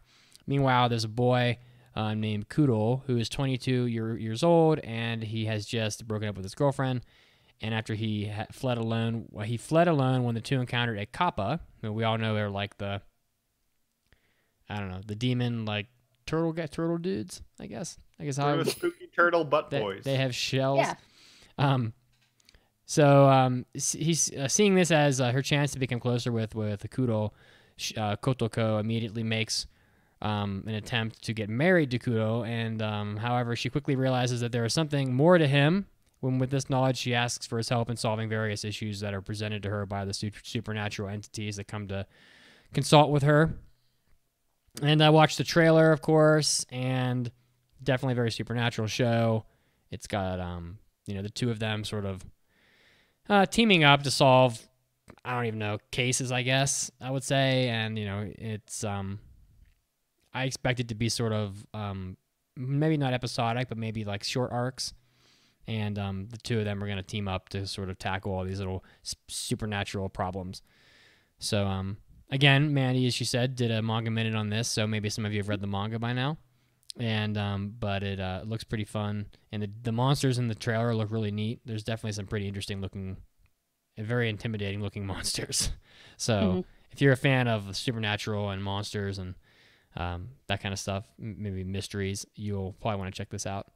So again, it's called Inspector. So awesome. My number 2 is Drifting Dragons or Airborne Dragons or Kute Dragons, whatever you want to go with. And this will be on Netflix. It's one of their shows. And this is done by Polygon Pictures. Yes, Woo! This is a full 3D work by the same studio that delivered Ajin, Knights of Shidonia, Pingu in the City, the Godzilla trilogy. Oh, Pingu in the City. Oh, now wow. I'm talking. Shit, I'm sold. All very similar works, all amazing. Personally, I'm like super interested and invested in the development of CG, both because it's becoming its own like standalone medium, but it's used more and more heavily every year in what you might say is like traditional animation. Beastars, Land of the Lustrous, and the newest seasons of Attack on Titan all used a ton of CG, and they all did it really well. And because of studios like Polygon, which are committed to that, I think it's helping push that medium forward in the rate that we want it to, because we need it to. If we keep on wanting 50 shows to come out a season, Yeah, no kidding. CG is going to help us get there with better quality. Mm-hmm. So this is a story about a dragon hunting airship called Queen Zaza, and the tales of their adventures as they track down and combat dragons for all the valuable resources that you get for slaying them. Another manga minute by me. Yeah. You were pointing And out, I like, actually really like this manga. yeah, I didn't read the manga, but I did like flip through it, and it seems like it's super interesting. The designs look straight out of Noshka. Yes. It's got a appeal to it. I'm expecting a similar vibe to the 2-episode OVA from 2017 called The Dragon Dentist. That is a way different in style. That's much more of like a symbiotic relationship between man and dragon, but just the same kind of style of very airborne-esque adventures and kind of how dragons and humans have some kind of interplay. What can I say? I love dragons. I love flight. And the future of animation. You love food, and that's what this whole show is about, Mason. I mean, yeah. You haven't mentioned the cooking. They didn't like feature it heavily in the PV, but yeah, there's tons of food. It's all cooking. Yeah. Well, that's like half the reason why they're hunting them down. Like, yes, they're doing it for like the resources of like their bones and teeth have like certain properties that they can use, but also, yeah, you just get a whole lot of meat and a whole lot of other stuff to cook with. And main character loves to eat some dragons. I'm so excited to just see everything that this has to offer. Yeah, and I'm excited. I'm getting mad Monster Hunter vibes and Yes. straight up animal poaching. Yeah. I don't know, I went to you're a not wrong. I don't know. It's like a dark tone, but I went to a zoo recently, and like every animal that you think is cool is almost extinct. It's so sad. It's like elephants, are they endangered? Yep. Tigers, yep. Hippos, yep. Rhinos, yep. Everything's endangered. I'm like, this is awful. I'm so depressed. The studio Pingu's almost extinct. Godzilla's almost extinct. Whoa, almost? We'll Whoa, hold the phone. They're still going strong. There's a couple of them roaming around, I've heard. I've seen the movies. I believe it. So once again, that's Drifting Dragons, and that'll be on Netflix. Yeah, right. I really enjoy this manga. I didn't put it up higher because I was like, ooh, that PV worries me. But it does worry check it out. Me, but I don't think it will get in the way of the story it's trying to tell. I'm hoping. We will see. We will find out. All right. Well, my number one pick is Sorry. I missed. Sorry, I got so excited I jumped the gun. He was so excited for stealing this from. Well, not stealing it from you, but excuse me. Enzo's number 2 pick is what Mitz actually brought up earlier, which is the incredibly anticipated Plunderer. I guess it actually wasn't Mitz. It was the whole trivia question. Yeah. Go ahead. It just looked. I wasn't too interested in this one because it looks like I don't know. It just smelled of harem, sort of. It has ecchi in the name, so Enzo's gonna love it. Yeah, I mean, it just looks like a guy that's gonna like shuttle around like 12 really hot busty girls and be like, you know, overly adored. In a post-apocalyptic world dominated by so-called numbers, each human will have their identity branded with their own quote-unquote count, which could define any number related to their life. Maybe it's one's walk distance or amount of compliments given to them by others. This count could lead them to the abyss when it dropped to 0. This just looks like an edgy, kind of grimdark, fake, etchy. It just looks like what a stereotypical anime fan might be anticipating. Did you just hate on all anime fans? I did. Oh, this just looks so generic in every way. Don't be an elitist. Don't be an elitist, Mason. It's done by Studio Geek Toys. How much more stereotypical can you get? They've done essentially almost nothing especially nothing good. I don't know. Did you see? I guess people are excited. Studio Geek Toys? Oh, they've Geek done toys. Oh, they've done basically nothing. Okay, Yes. I understand. Okay. So I guess this is based off of a manga. I've clearly not looked into this one at all. It is based on a I want to know manga, how. which started in 2014, which seems to have middling reviews. So we'll see. We'll see. I want to know how it rose to the top of the like. It's like, oh, this is so anticipated. It's up there with like, just about anything. It has isekai and ecchi in it. That's probably it. More people have marked it to watch than Madoka Magica. I'm like, what? Shit, man. I mean, I don't know. We'll see. I guess. I mean, either Madoka Magica has fallen really far in the years since it came out, or there's something in here that I'm missing. But I don't know. Yeah, the manga doesn't seem to be popular. The studio isn't popular. The director isn't popular. I guess it just looks good. I want to shit on it until I see it. We'll see. Okay. So my second one is, we just mentioned it, Madoka Magica, the Magia record by the same studio, Shaft, but a different director, by Gekiran Inu Kuri, who apparently previously has only worked on special effects. He worked on special effects for Bakemonogatari, he worked on special effects for Madoka Magica, Sayonara Zetsubo Sensei, and he also did some character designs for other series. But this is the first thing that I could find that he is directing. Then this one is featuring a new heroine for the Madoka Magica.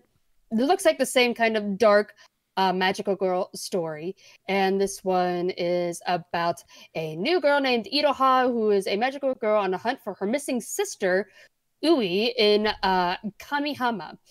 And so we'll see. The trailer looks really nice, the same kind of surreal art style and presentation that Shaft is known for, and it has some very new interesting witch designs. So there's a lot of hype behind it because it's been, I think, 6 years since Madoka. It's been a little while. It's been a hot minute. I think longer than it's that. been longer. Yeah, I think it's closer to 10. I think it's closer to 10 years. Oh, okay. Yeah, it's been a while. So I'm interested. We'll see what happens. It's been a while since I've seen Madoka, but I really enjoy it, and I'm excited for it. Yeah, I haven't seen the movies though. Those apparently weren't as great. The first Madoka came out early in 2011, so it's 9 years. So the first two Madoka films are just kind of recaps. The third one is like the big one that everyone says to watch because that kind of changes things and it's a big. Oh, okay. So if you do watch any Madoka film and you've seen the series, watch the third one. I always heard don't watch the movies, but now that you said that, I'll watch it before I watch this. I don't think it will have any impact. Honestly, no, I don't think so. As much as I love Shaft and I love the first Madoka, I just can't bring myself to care about this right now. I think I need to wait until I start getting some feedback saying, is it worth the time? So I don't know. I've got hope, but I don't know.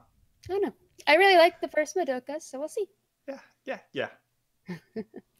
Now, what is your number one, Mitz? Yeah. So people are like, what the hell is he talking about? Because the original Orphan, or Sorcerer Stabber Orphan, which I believe was a horrendously bad PlayStation 2 game, which I believe Mandi and I both played. I don't know why. I don't know why we played it though. It was unbelievably bad. But the original Orphan came out. Can this be real? In 1998. In 1998. 20 years later, Orphan comes back. For another go at it, I guess we'll say. By Studio Dean, who, I mean, we all know Dean, Konosuba, Higurashi, etc. Director Takayuki Hamana from Prince of Tennis.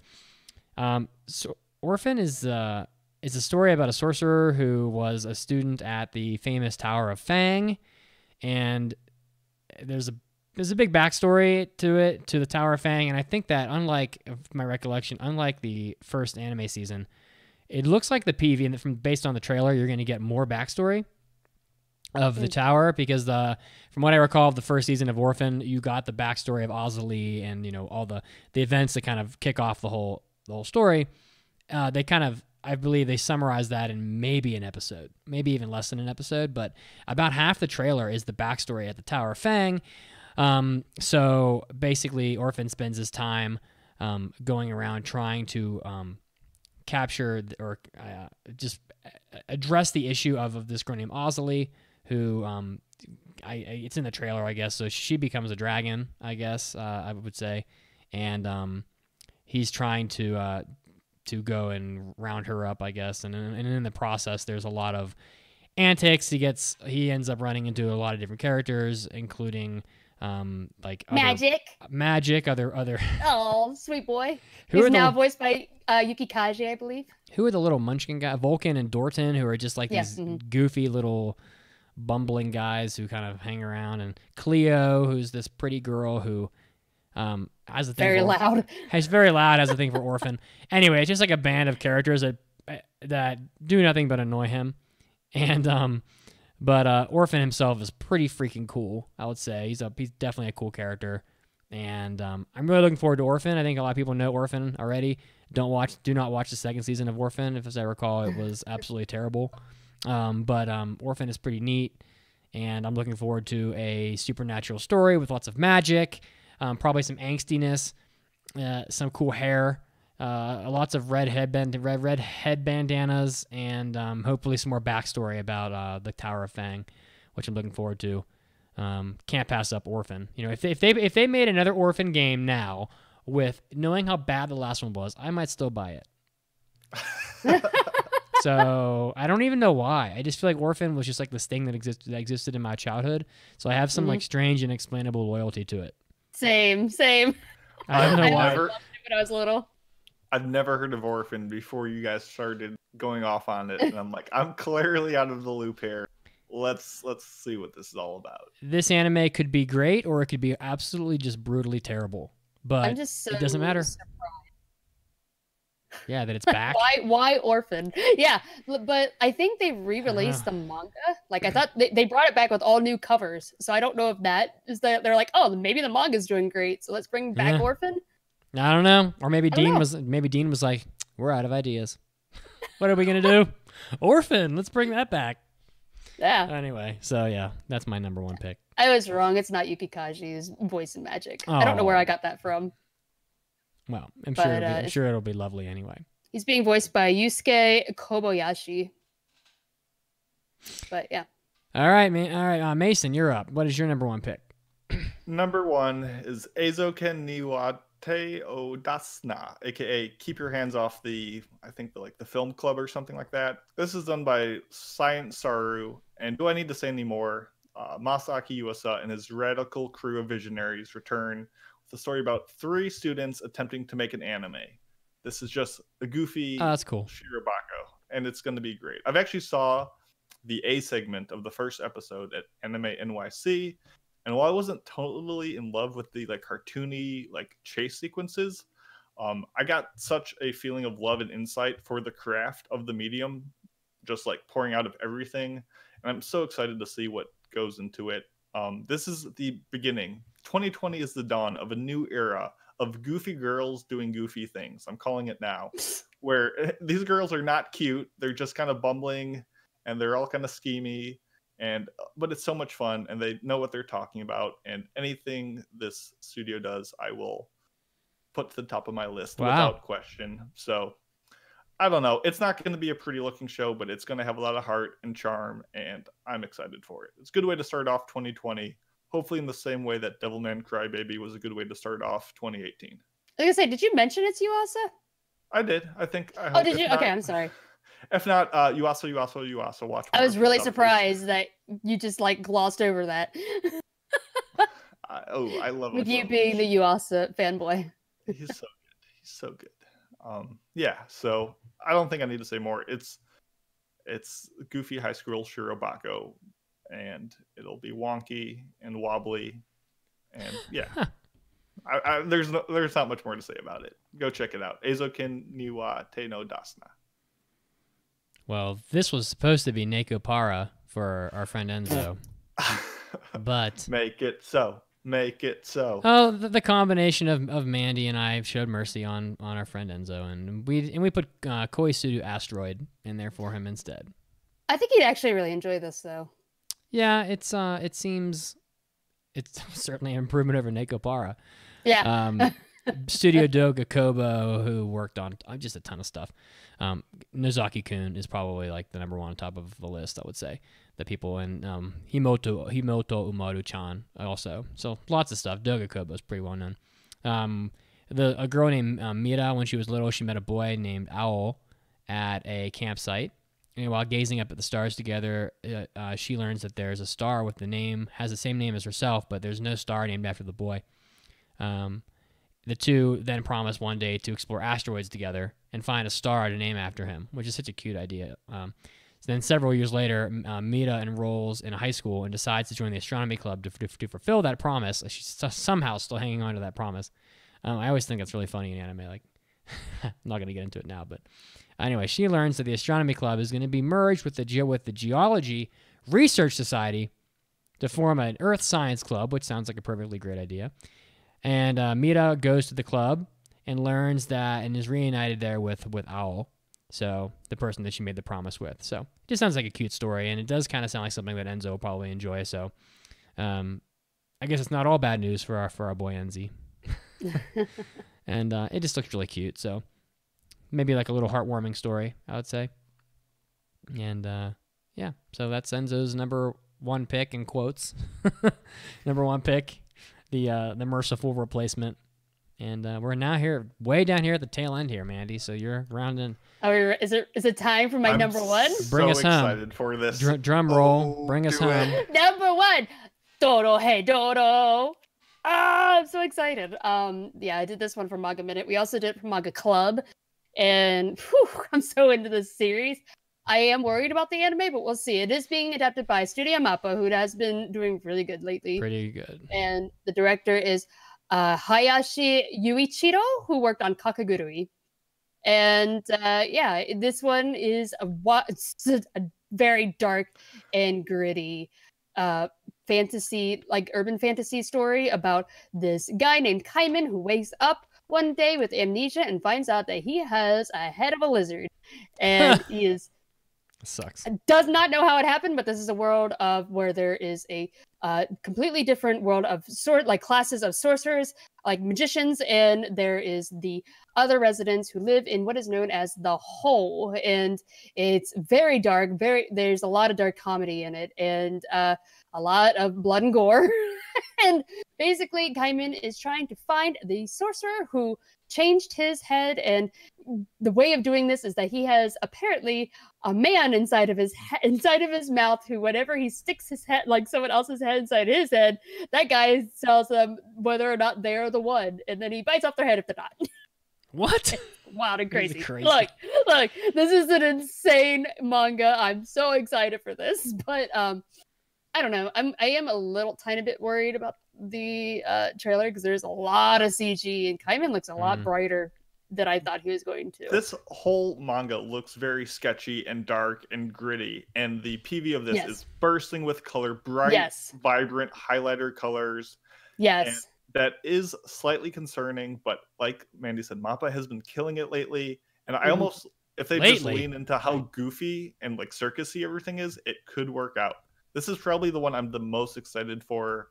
Yeah, same. Like, this is going to be a trip. It's going to be an experience. And if it has the like swagger and style of Kakegurui, I've got so much hope for it. Yeah, I'm excited. Like you said, I am a little bit. Read the manga. Ooh, it's so dark and gritty. I was like, but when you watch the trailer, it looks way cleaner, and I was like, this is concerning. But you know, I was wrong about Beastars. I thought the trailer for Beastars looked bad, and then I was like, oh shit, this is really good. Yeah, so I don't know. We'll see. I'm excited. Well, so what is the anime you guys are? What do you think is going to be the best show of the season? I don't know what the best would be. I want it to be Dodo Hey Dodo. I don't know. Like from our perspective, or from like what's like the popular one? I mean, I don't really know. It's just like a vague question. You know, it's just like, what is the anime that you say, okay, this one has the highest probability of just being super good? Like, what is the for sure home run show of the season? Haikyuu. Yeah, Haikyuu is going to be. Does that not count? Is there any, Hedora for me is probably the one I want to succeed the most. Mm-hmm. I don't want to take too much time on this, even though I brought it up just because we have to do the review of Maidens. But does anybody? It is a thing where when these shonen shows get into like their 5th, 6th, 7th season, like sometimes they don't always stay good. For lack of a better term, is anybody concerned that Haikyuu just won't be as good as it was now that we're in the 4th season? No, the manga is apparently fantastic. Okay. I've said this 1,000 times. I think Haikyuu has been going downhill, but I think that because they kind of went to the odd structure for season 3 and took so long for season 4, I think season 4 is going to be the best Haikyuu in. Mason's also in the minority who thinks that. Agreed. Heavily. I'm more confident in Haikyuu 4 than I am in 3. So I've got high hopes. We'll see if it can live up to them. Well, I think this show It Invaded has a pretty good shot of being really good, just because it has the production behind it.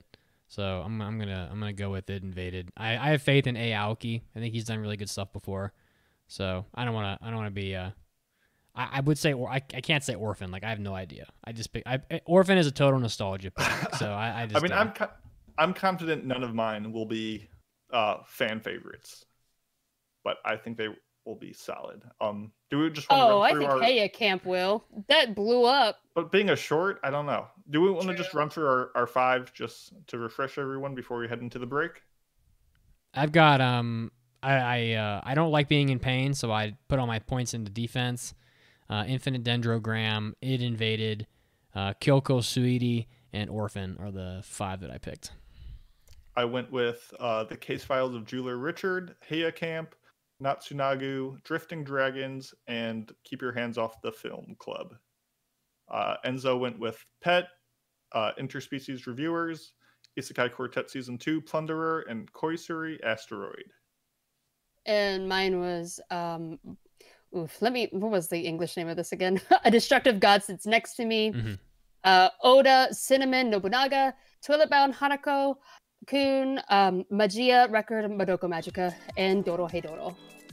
Well, nice. Well, thanks for sitting with that. Let us know what obvious shows we missed and we are going to regret failing, but we will see how it all plays out. Before we head out for another break, though, in our review of Maidens, we have another Intro Weekly trivia question for you to answer by the end of the little break. And that is, according to Mel, what is the most anticipated sequel anime from winter 2020? Stay tuned and we'll let you know what that is.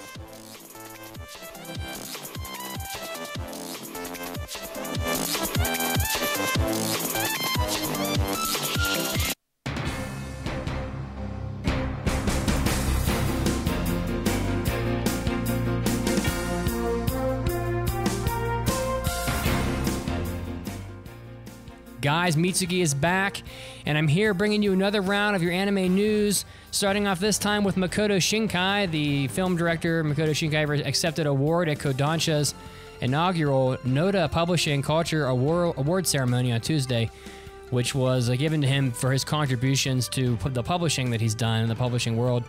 He penned his latest film, The Weathering with You, which topped Oricon's overall charts with 511,000 copies sold, and it's the second time that Shinkai has topped this chart after his movie Your Name was hugely popular. So Shinkai commented on his win, quote, "This was a big year for films. We made Your Name and Weathering with You, but in an overwhelming face of Disney and Hollywood, I've been wondering what kinds of works we should create and what we should accomplish." So pretty nice quote from Shinkai, successful guy. He'll probably keep winning lots of awards in the future, and we'll all be enjoying his films. Next up, Demon Slayer sweeps the Japanese Internet Buzzword Awards. I didn't even know they had this, but the top Japanese Internet Buzzwords of 2019 were compiled on a Nico Nico live stream on Sunday, with the winning word was Niji Sanji, referring to a popular group of virtual performers on YouTube. Demon Slayer also won at the awards, getting 6 related terms in the top 20, including Zenitsu, Agamatsu, Kimetsu no Yaiba, Tanjiro Kamado, Hashira, 12 Demon Moons, and Shinobu Kocho. So if you're a fan of Demon Slayer, well, it's pretty damn popular, guys, so you can bet that this isn't going to go away anytime soon. You'll have lots of content to enjoy. in the future. Next up, The Promised Neverland is returning to us in this news break as well. The official Twitter account for the property announced that it's getting a third novel, and it's going to tell, quote, the secret story behind, quote, that character, or whatever the hell that means. The manga's first novel shipped in Japan in June 2018, and the second novel, titled The Promised Neverland, Mom's Song of Remembrance, came out on January 4th. So if you're a fan of this property, I guess there's more coming, and you'll have more novels to read and enjoy the property while you potentially wait for the new season of the anime to come out in October. Next up, Manga Entertainment has announced its Q1 2020 release schedules. In January, there's going to be a lot of stuff, lots of Code Geass DVDs releasing, Tanya the Evil, Dragon Ball Super, One Punch Man, JoJo's Bizarre Adventure, box sets, all coming out. In February, Hellsing Ultimate, SSSS Gridman, Zombieland Saga, How Not to Summon a Demon Lord, more JoJo, Star Blazers, Battleship Yamato, which we're going to be reviewing today. The complete series is also coming out in February. In March, Radiant, Fruits Baskets 2019 Season 1 Part 2 is coming out on DVD and Blu-ray. Black Clover Season 2 Part 1, Attack on Titan Season 3 Part 2, The Rising of the Shield Hero, and Heroic Age complete series all coming out in March. So lots of good stuff for you to enjoy from Manga Entertainment coming out in Q1 of 2020. This is Mitsuki, and this was your anime news break, and you know what's coming up. Time to get back to the podcast.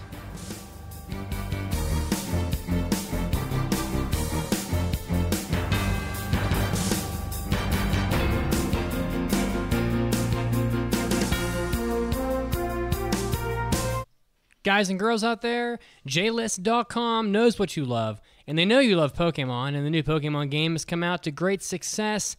And of course, JList and JBox.com are carrying tons of new Pokemon merchandise for you to enjoy. They have so many new plushies, every Eevee you could possibly imagine, Pikachu, Snorlax, Cubone, Mew, Charmander, Psyduck, Bulbasaur, all your favorites. Head over there to JList.com or JBox.com. and grab yourself a really cute plushie that you can hug in your arms while you play your new Pokemon game. It'll be so much fun when you're kicking ass with a Snorlax while Snorlax is cuddled in your arms. You can get them in Munya, Maru, and normal plushie versions, and they even have neck pillows. All this stuff under $17 or less from JList or JBox.com. Head over there. Don't miss out. Grab yourself some cute new stuff to enjoy while you're playing your Pokemon games. Hi, my name is Caitlin Glass, voice of Winry from Full Metal Alchemist, and Haruhi from Ouran High School Host Club, and I am an anime addict. You know me? Of course!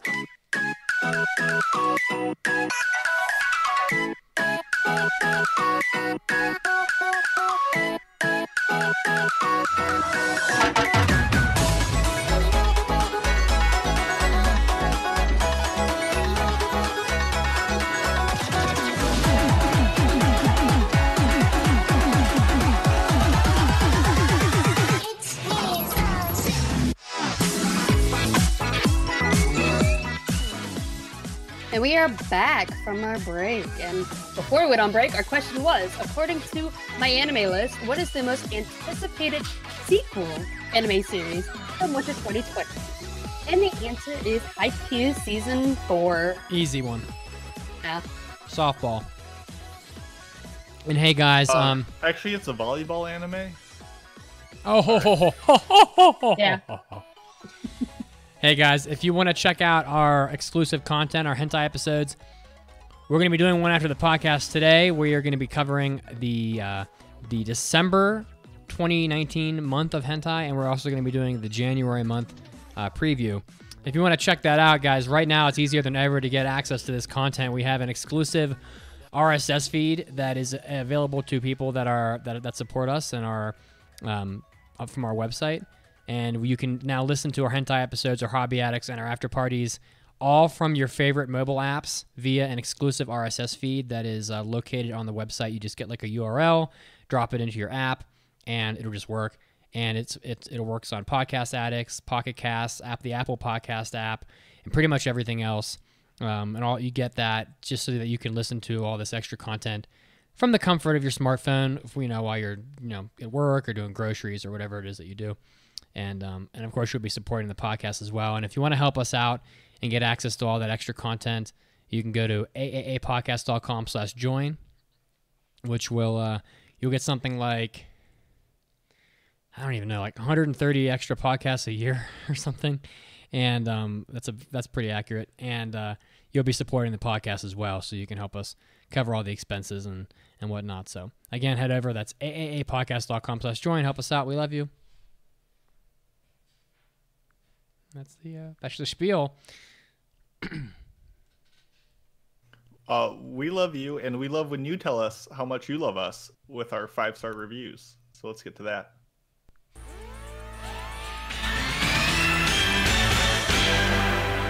It's time for iTunes review. Yay. This comes from JC Christ 84, which, like them, you can go and leave an iTunes review, which we would appreciate if you make it 5 stars or more. If you can somehow get into the system and make that happen, we'll read it on air. And they write, the only podcast I'll listen to. If you love anime or want to love anime, this is the podcast for you.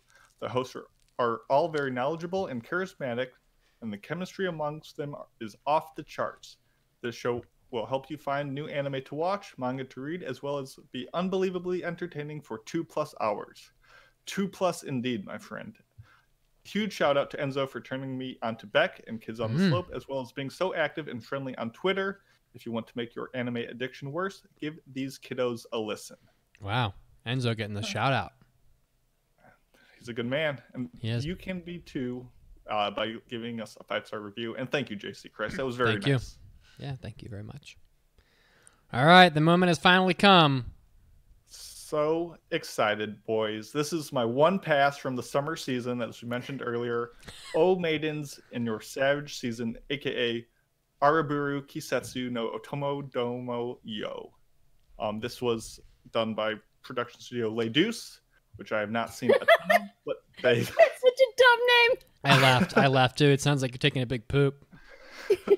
That's actually Le Deuce. Le Deuce. Poop out all their anime. Poop. They did Classroom Crisis, and they did the 2016 version of Maji. So this is really the first honest piece of work that I've seen from them, and it was I think it streams on High Dive, The Verve, that whole bundle. So that's where you can go see it.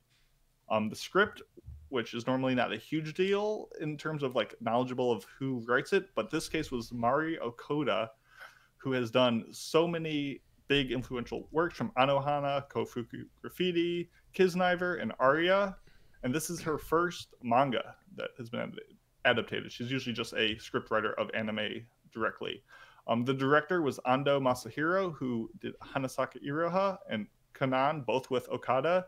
He's also done Blast of Tempest, Snow White of Red Hair, and a bunch of other good stuff. So there's a lot good people working on the show. I like good people.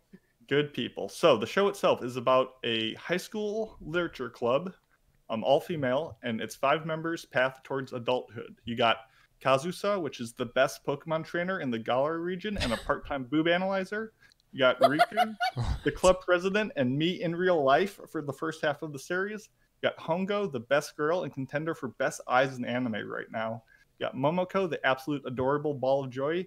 And you got Nina, the understudy of Aunt Arcticise from Land of the Lustrous. She looks just like her, yeah. Yeah, and it's great. And essentially, whether by choice or the natural flow of life, these characters, both together and separately, begin their forays into the world of romance, desire, and understanding their changing self.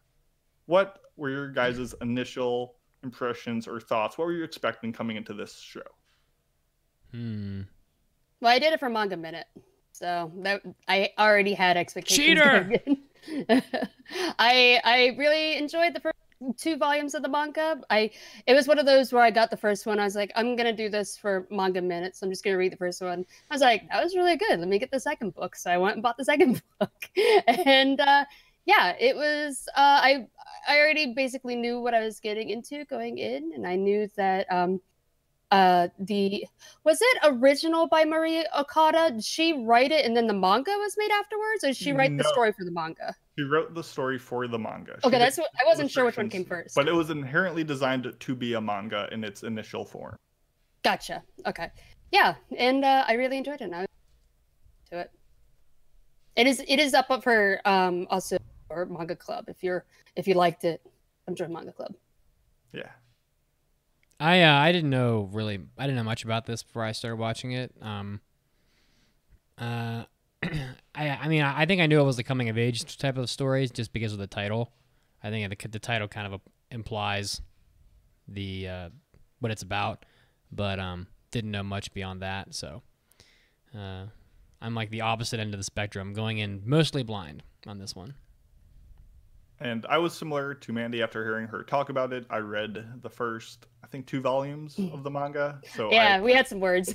Yeah, so not in a bad way, but like we joked a bit. Yeah, so I knew what I was getting into, but I didn't know where it would eventually end up at. So I was right down the middle of the two. So spoiler-free recommendations. I guess I can go first. I watched the first 3 episodes of this and I absolutely adored it. And I think overall the tone of it remains pretty consistent throughout. If the premise sounds interesting to you, if you watch an episode or 2 and you're just not jiving with it, though, it's probably not for you. It pretty quickly gets to what it's going for and sticks with that. So I think I would definitely recommend everyone give this show a 1-episode shot. And if it's appealing for you, you're in luck. If not, it doesn't like quote unquote get better after like later on. So I'd say recommend sampling it, but I can't like strongly recommend it to everyone wholeheartedly. Oh yeah, for sure. I definitely see that. Like I recommend it, but it's not going to be. Yeah. So after I started reading it and then watched it, I was like, man, this feels painfully relatable. Sort of like when we did Tokyo Tanareba Girls. I was like, holy shit. This is the high school version of that. I got secondhand embarrassment watching it. And but I really like this trend of anime that are showing the process of becoming a woman, because it's like there are a lot of things in there that have been very taboo in the past. I watched, was it Galko-chan? You just talked about recently, and then right after that night, I watched the entire thing, and I was like, I really enjoyed it. It's not as brash and juvenile as Galko-chan, but very similar of just trying to honestly portray the different paths that people take and trying to dispel some of the myths and get to the heart of the reality of things and how universal a lot of these struggles can be. Yeah, there are a lot of topics that Galko-chan brings up that are like normally very taboo, like periods. No one talks about periods in anime, but Galko-chan was like, "Fuck it, we're gonna do it." And this sort of kind of reminded me of that, where it's like kind of like showing that their puberty and adolescence is so different for so many different people, and so many people take very different paths. While I was watching this, I was like, God damn, I knew every single one of these girls in high school, and it was very interesting, and I enjoyed a lot of it. But there are a few things that I disliked about it, but we'll get into that in the review, mostly around some of the adults. But I really enjoyed it. It's not going to be for everybody. If you're interested in this topic, give it a watch. Give it a shot, yeah. It's kind of interesting. I sort of have a different take on the tone of the show. Like, I actually thought that the show switches tone quite drastically, like around episode 9. It goes from being like a show of a bunch of high school kids that are like very bashful about, you know, the topic of sex, and you know they're all in love with somebody, but they don't know how to tell them. You know, it went from being like a show where it's like, oh, I've seen this before, you know, sort of, to being a show that takes them, what I thought was like a much more serious sort of dark tone later on. Like there's some like, it goes from being like rather innocent to being very not so much later on in the show. And that was actually one of the reasons why I appreciated the anime, was because it went from like, oh, I've seen this before a bunch of times, and you know, I know where this is going, like maybe they'll hold hands, to being like, holy shit, like I didn't see it take that turn at all. And so like I was gonna say that if you're a person who like watches these high school romance shows that are about like coming of age, or you're dealing with sex issues, and you know you're kind of disappointed because the other shows don't really go to a very adult place, like I kind of thought this show sort of went there later on. And it does take a while, you know, you're gonna have to wait till episode 9 or whatever, but like, and we'll get to it, but I don't know, I sort of appreciated it because it went places other shows didn't. So I guess I'd recommend it to to certain people. I mean, like the shonen crowd is not going to enjoy this probably, and it might be. I don't want to say it's more. I mean, the show is primarily about the female cast. My personal experience with like adolescence didn't really mirror what I saw in the show at all. But like, you know, that's just my take. I think if you're a person that like likes the coming of age story and you want to have maybe a more serious look at it, as opposed to just like, you know, late middle school kids sort of fumbling around with holding hands and whatnot, this might be a good show. That's kind of how I took it. So, that's about it. Do we want to throw spoilers on this thing and get into it? I'm going to throw some spoilers up right about now. Let's do it. Yeah, let me find my spoiler drop. You want answers? I think I'm entitled. You want answers? I want the truth! You can't handle the truth! Spoilers are coming.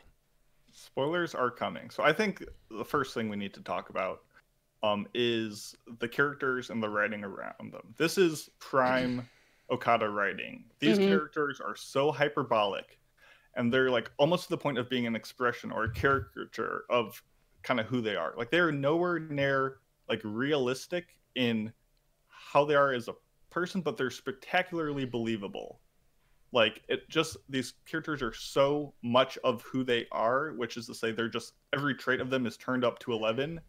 It just makes the story so easy to get invested to quickly, which is how you can have like 3 different like characters all have their independent stories, but be engaged in all of them so quickly. And I think, I mean, you see it with all of her writing where the characters are a little bit they're a little bit more than you might see in an everyday life, but I think she captures the essence of them well, and I think that gives them a lot of charm.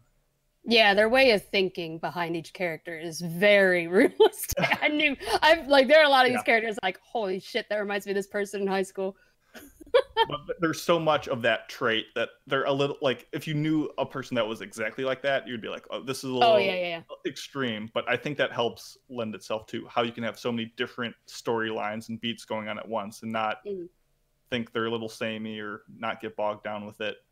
I would say that the humor in this is far better than it needed to be. Like there's so many like endearing, clever moments with just like a sprinkling of juvenile smuttiness that fits the theme. That the show was just, it didn't need to be this funny, and I was chuckling constantly with some of the metaphors, which, you know, I've never seen a show use outdoor faucets as a transition between shots, while also, albeit heavy-handedly, using it as like a metaphor for like awakening with them. Oh, it was just, there's so many little things. Was it pork stew? Was that what it was? Oh, the juices. Oh, it was. If these aren't like the lush scents and fluids, what is coming from this porky lady? And she's like, pork stew. Pork stew. Yeah, it was. Yeah, it was Kazusa. She kept looking at things and kept thinking about, like, you know, insertion. I think is a. Oh yeah, when the train goes through the tunnel. Yeah, there were a few of them. Through like the district. There's just so many. The train part was great. Yeah, and then the way that ties in at the very end, but I don't know. There was just a lot of moments that there was a lot of little touches that were done right that added humor and levity to a lot of the situations, and I dug that. Well, how did you feel about how they changed like the code name for sex from the manga? Because you read the manga as well. Yeah. From the manga and the anime, they changed it. I preferred the one that was in the manga. Agreed. Because I thought that was a lot funnier. But I think it's at like SEX. Like they kind of like spelled out how sex sounds, but in English. Yeah. But yeah, I think that it's probably just a translation issue. They probably didn't know. Like, what is the original Japanese one like? The saying or the way that they write it out? I would have to relook at it because I remember what it was in the manga, but I don't know. It kind of felt like a stilted jump in the anime, and it didn't obviously take away from much, but it was just, it didn't come off as smooth and organic as the manga did. Yeah. So my favorite character is Momoko. She's so adorable. I love her. I related so much to her in this. Like, I don't have any interest in this. I loved her. She just wanted to be there for all of her friends. Oh, I loved her. I I mean, I guess if we had to like choose who we associated with, obviously I was right in line with Rika, the club president. She was, she was trouncing on just the juvenile actions of her peers. And then what happened? She got told she was pretty once, and it just was the beginning of her downfall. I don't know. I genuinely enjoyed all the characters. Obviously there was Nina's arc was a little rough to watch. It was a little disturbing. You can see how like, oh, this caused issues and turmoil in her life and kind of colored her world in a way that she didn't want to be thinking. But it was all, it made sense. It kind of worked in the sense of how Kazusa's boy toy kind of reacted to it the same way that the viewers did. Nothing felt it was I'm trying to think of the way to say it without saying that, like, it was good writing, it made sense, it was believable, but it didn't make it any easier to watch. Yeah, I think sorry, were you gonna go, Mitz? I was just gonna say my favorite character was barely in it. I liked Sonoe Jujo, the blonde girl. Yes. I didn't relate real well to this anime. I mean, to be honest, I feel like I knew all about sex by the time I was like 12, and I didn't know anybody in high school that acted like any of these characters. And so when Jujo was sitting in the bleachers, she was sitting in the bleachers with one of the characters. I can't remember who it was, and she was like, "You know what? I have a boyfriend, and I'm just really happy, and I want people to know how happy I am with him, and I'm proud of having a boyfriend." And I was just thinking, like, to me, it was like, I was just really happy she was in the show because, like, I just didn't, I personally, and I guess I'm making the point that, like, not everybody will relate to this anime because, like, the whole episode where they spend the whole 8 or 9 minutes about, like, coming up with a different word for sex because they're just so embarrassed by the word sex they can't say it. And I was just thinking, I don't think I had anybody in my high school at 16 or 17 that, like, acted like that. And so, like, Jujo acted like I think most people that I knew treated more adult issues. Like, she was like, I have a boyfriend and I'm so happy with him and I want people to know that I'm happy. And I was just like, thank you. Like, a very that was like, I related to that character in the anime. And I don't know, maybe it's just... I was going to say, I think that's during the cultural festival thing when she was like walking up and down the hallways, like a complete opposite to Rika, where she wasn't ashamed and she was like, yeah, he's my boyfriend and we're having a great time. I don't know. Why can't you be like this? Yeah, I mean, I don't know if it was just because, like, in high school I was hanging out with, like, mostly not girls back then, or what, or maybe the people in my high school were just like really like a bunch of pervs or like way too mature for their age. But like I didn't really run into a whole lot of the like, of course people were shy about like saying I like you and stuff like that, but like, I don't know, I feel like I pretty much knew exactly what was going on with sex and wasn't really freaked out by it pretty early. So, and she just behaved more like how I thought I would have. So I liked her a lot more. So there is a little bit of everything in the show, but it's just if we're talking about our favorite characters. Oh, nice. Mandi, you were saying before? Oh, yeah, I was going to expand on Nina. Like, I don't know. Like, I felt like a lot of the other characters were so grounded and believable, but hers was so hard for me to believe. Like, I'm sure that happens, but it was like, I don't know. I don't want to think it happens because hers centered around a lot of pedophilia with this guy who's was it a dance instructor? I believe it was like I don't know if it was dance. Or was it an actor? He was like a drama, like a performing arts teacher who has a love for little girls, and it was very awkward. But yeah, I don't know. For the rest of it, I was like, man, I feel like a lot of these characters I relate to. Hers was really hard for me to watch, like you were saying. Yeah, and it was part of it was just it was the most atypical of situations. Yeah, with being in this situation, and I think she falls on the end more like Mitz was saying with his favorite character, who are way more, I don't want to say experienced, but aware of the situation, what's at stake, more mature, and their just desire towards sex and stuff. Whereas, you had characters like Kazusa who are just way more, not immature, but just, hasn't really gone down that road yet. So you just get the ends of, everyone grows up at different paces. Everyone has different paths through life, and everyone can relate or, not relate with different characters. The character Rika just drove me crazy. Like the whole show. Oh, she was so good. I mean, I'm glad that you like her and I didn't. But like, she just doesn't. Maybe this is normal for a girl her age, but like she just doesn't listen. Like she has this boy that likes her, and I just didn't find her believable one bit. Like this kid confesses, and she's like, "Write me a 500-page paper," and I'm like, "Okay, no one would say that." And then he does it. And then he's like, I just want to share how much I love you and how happy I am that you said that you would, that we could go out with the whole school. And then her immediate thought is, I have to create a forest to hide my love. And I was like, you didn't listen to what he said. Like, you're not, maybe it's just because I'm too old and I'm just totally detached. But like, that is like a perfect example of just not communicating. Like he literally says, I'm so happy. I want to share with the whole world that I love you. I want everyone to know how happy I am. And her immediate, literally the next thought was, I have to hide the tree by creating a forest. And I was just like, that is not what he wanted. Like that's not at all. That's not what he expressed. So I don't know that maybe that's more realistic than not to have I mean, I guess it is because people don't know how to communicate when they're adults, but did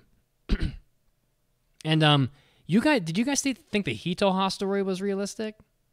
No. I mean, no. Her story is the other side that I disliked.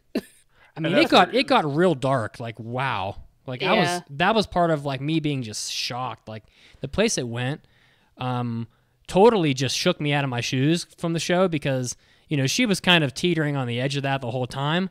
But wow, like the teacher, like he is a bad guy. He's bad. Yes. He's a bad person. To toy with someone like that, I think that's where Mandi was coming from with the worst parts of the show was all the adults relationships. All the adults were bad. I feel like the teachers were bad too. The other teachers were bad. Yeah, like they were just bad. Failed at a fundamental level, and somehow. I think his name was Yamagishi. I think. Man, he was rough. Yeah. Let me see here. I got all the pictures here. I agree. I had a lot of issues with him because I was like, man, like the whole setup of how they end up like interacting together, I thought was hilarious because, what's her name? Hitoa. She wants to make like online smut. She's like, man, but everyone's like, she's like, but her publisher or person who's putting it out is like, none of this sounds like real. Like obviously, it sounds like you've never experienced sex. Not knowing that, I think did they know it was a child? No, I think that they were trying to sell that. It was like this. Sorry, I haven't watched it since it aired, so I'm trying to remember things. But I think it was that they were like, "Oh yeah, we're gonna sell it." Like high school girl writing smut. This is gonna be great. I think, but I think they were trying to push like she's a prodigy writer aspect, and like the niche would be like, oh, if you talked about like dirty things, that would. No, that always sells. That kind of work always is popular. So, hey, but they kept, do that. Yeah, but they kept telling her that it doesn't sound realistic. So she's like, oh, I'm going to go online and find someone to have sex with to experience this. And so she starts an online chat. Turns out the person she was talking to was her teacher. And I thought it was kind of funny when they meet up and he's just like, nope. Immediately 180s and like scuttles away. I thought that was hilarious. And she ends up blackmailing him into becoming the club like supervisor. Advisor, yeah. Yeah, but the way it progresses where she is pressuring him into this, I don't like how he dealt with the situation. I was like, oh my god, you need to get fired like immediately. So I actually liked the beginning of that arc and the end of that arc.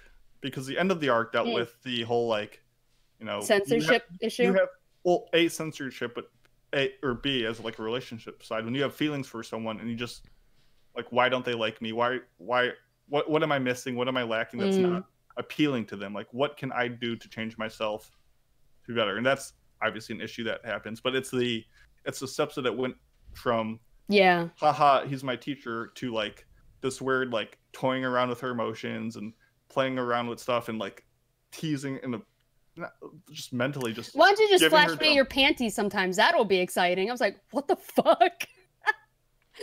Oh, we lost Mason. Yeah, that guy he was mad creeper from the first minute. And honestly, with all of the stories you hear about, like, for some, it seems like it's always girls, with like girls online talking to guys and then they get like abducted. Like, I mean, you're true crime. You're true crime. So, like, Oh God, it happens all the time. I mean, all the freaking time. It's like this is why I stay in my apartment, guys. Yeah, I've listened to some true crime podcasts too, and there's some stories of that. They're always like, "Oh my God, don't talk to people online. Don't talk to people online." She did what you're not supposed to do. Yeah. And she's probably lucky it was her teacher and not some like. Oh, for sure. Not some other guy that was literally just trying to prey. But like at the end of the day, this guy, like, what the fuck was he trying to accomplish with that? By the way, did we say what he did? Takes her to a love hotel? Yeah. No, we didn't mention that yet. A cheap love hotel, noted. Mm-hmm. But like, what the fuck was he trying? It's like, what was this the is point? your student. You're definitely old enough to tell her no. Yeah. Yeah, or tell her parents. Hello. Yeah, that too. I mean, do her parents know she's writing porn books? Although I guess he was worried about getting fired because he is like looking for sex online. Oh, he was a creeper from he was creeping from minute one. Yeah. I mean, it's not a good look. Well, here's the question: if it had been a girl her age but not from his school, does he just go with it? He says he wouldn't, but clearly he's a little wacko. So yeah. I hated him. He not was good. That was my least favorite part of this whole show. Can we talk? The other pedophile was creepy, but this one was creepy. harder because it was like in the moment, where the other one was like in the past. So I don't know. By the way, the whole conversation about the other guy's nose hairs had me a little feeling weird. Yeah. I saw his tangled, intertwining, twisting nose hairs. I'm like, oh, Jesus, God. I don't even like my own nose hairs. Yeah. What was the deal with the teachers in this show? The other teachers. Because the ending of the show didn't make a lot of sense to me. Because go ahead. They're just determined to like stamp out any exploration that the girls have in a very unreasonable way, and then then the show just wraps up in this bizarre manner. Like they're playing like color tag and all this shit in the schoolhouse, and they like abduct the teacher and hold him hostage. And the ending didn't really pan out for me very well, and I think it's because it's like it ended in a very weird spot. But like, I don't understand what the fuck the point of the other teachers were. They were like the biggest prudes I've ever seen. But I wonder if that's like. I'm sorry. Go ahead. I was just gonna say, besides like the drops in animation at times, I thought the ending was like the worst part of the show by a mile. The color drag, the melodrama of it, wasn't great, and just the presentation was just a bit too much. It was so like, oh, we got to go for a big fireworks finale with these huge written like colored pieces of paper. Just that whole the last like couple episodes just really kind of soured my like realism of what was left in the show, and that was like the biggest downfall in my mind. Izumi fucks up big time at the end. And I feel like sorry. He says something that is so strangely mature and at the same time very unaware all simultaneously. He says he's talking to Kazusa. They all end up converging all at once, and he gets caught in like a moment where Nina's like, "I love Izumi," and Kazusa loves Izumi, and he says, he's like, "I love Kazusa, but I'm sexually attracted to Nina." And I'm like thinking, that is a very mature differentiation you're making, which was beyond his years, in my opinion. But then at the same time, he's hurting both of them by saying that. So he's very aware and unaware at the same time, and he just looked like a dick in that moment. It was just like, oh man, you fucked up bad. He's trying his best. He just I guess Totoro a little too much, and trying his best. Oh. Yeah, I feel like this is I don't know. This is my issue with Mirio Koda. I feel like I get this feeling from a lot of her works where it's like the beginning is fantastic. I love the idea behind it, but she doesn't really like know how to end stuff. Like Anthem of the Heart, I had the same issue with that. I had the same issue with Anohana. It's just I don't know. eventually hits a point which I feel like she has great ideas but doesn't know where to go with it. But I was wondering if it's more of like a statement on how important sex ed is to Japan. Oh my God, yes. Yeah, because the teachers don't want them talking about this stuff at all, like bans the club because they've been mentioning the word sex. So I feel like that might be what the whole point of this entire show was. I think you're right, and I think if it is, I think it makes the show a lot better. Yeah. Because I think that the whole social problem that Japan has right now with their birth rate and like the just rapidly declining population, it's a huge problem, and I find that social issue to be very interesting. You know, like where does it stem from? How do we fix it? And I think that you're right. Like the lack of sex ed in Japan, I'm not aware that it's a big thing that they do in Japan at all. And, you know, she could be making a big social statement with that. That's how I took the final episode, with like them protesting that no, we want our literature club open. We should be able to talk about this stuff. And I think that the teachers were a bit exaggerated to try and to drive that point home. But I don't know. That was how I took it.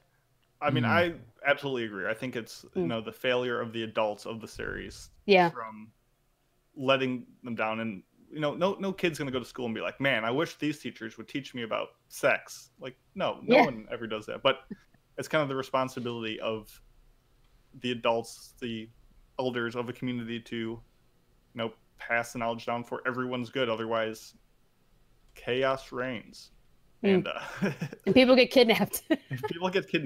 So, yeah, I was also, I don't know. This isn't how I took it, but I was also a little disappointed in Momoko because I feel like she didn't get, like, Momoko I really enjoyed. Sonozaki got the best, like, character growth out of the entire series, from, like, this very prudish character to a, like, having the healthiest relationship out of everybody like, towards the end.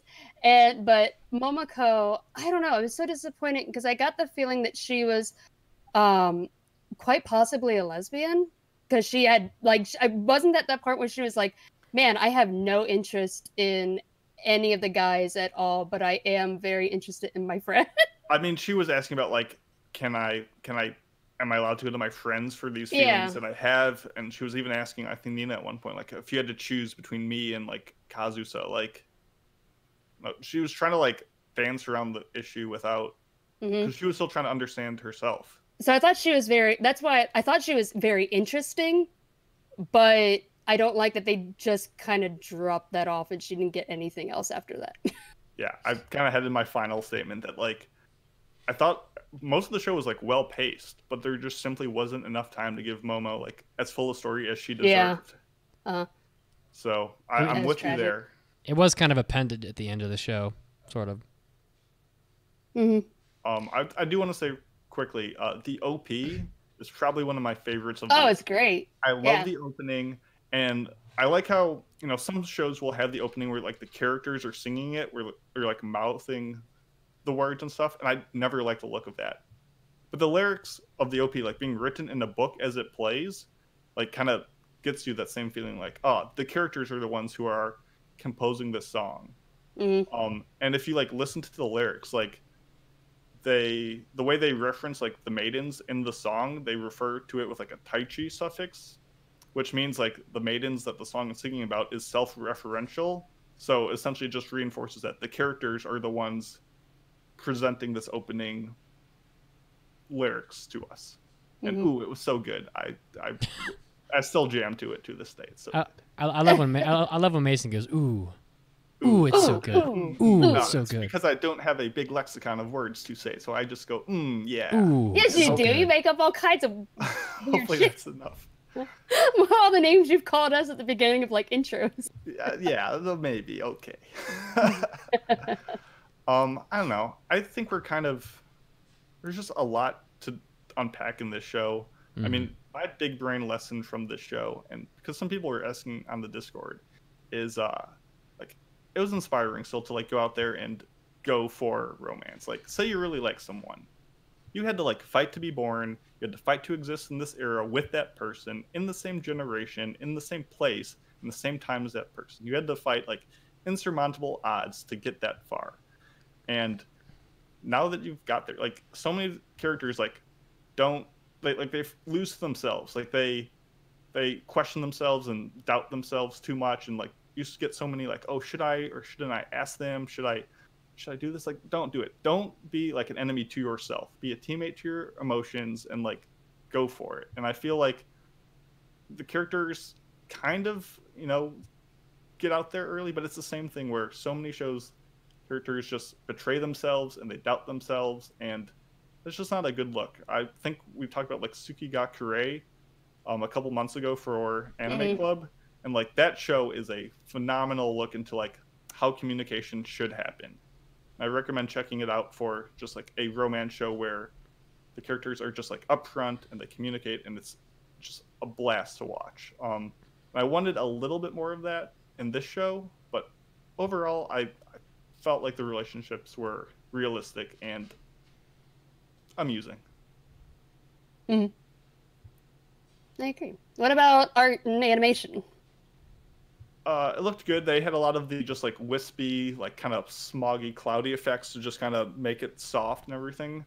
The drops in animation weren't too frequent, and so I liked most of it. There was one scene, the backstory of like Nina and the director Saigusa, where they're like in the room and they're being like silhouetted from like the light in the rehearsal space, and the body proportions of the two are so mangled. I remember that, yeah. That it's like atrocious. And they leave it on this still frame for like 20 seconds as we look at these like doopy, like claymation characters. And it's just, that was like the one moment where it's like, this is hard to look at. But besides that, I didn't mind it. It got the job done. I like the really soft aesthetic of it. Yeah. And the blushing was good. Good blushes. Yeah. Is that it, guys? I think so. I think we can score I think this. so. Mitz, you want to go first? I think the show tries to tackle a lot of issues in a short period of time. I think that if it is a take on Japan's lack of such sexual education and thereby a lack of just all the social problems surrounding relationships in Japan, that makes the show very makes the statement very powerful, I think. I didn't relate real well to a lot of the characters. I just don't think I went through a lot of this stuff in school.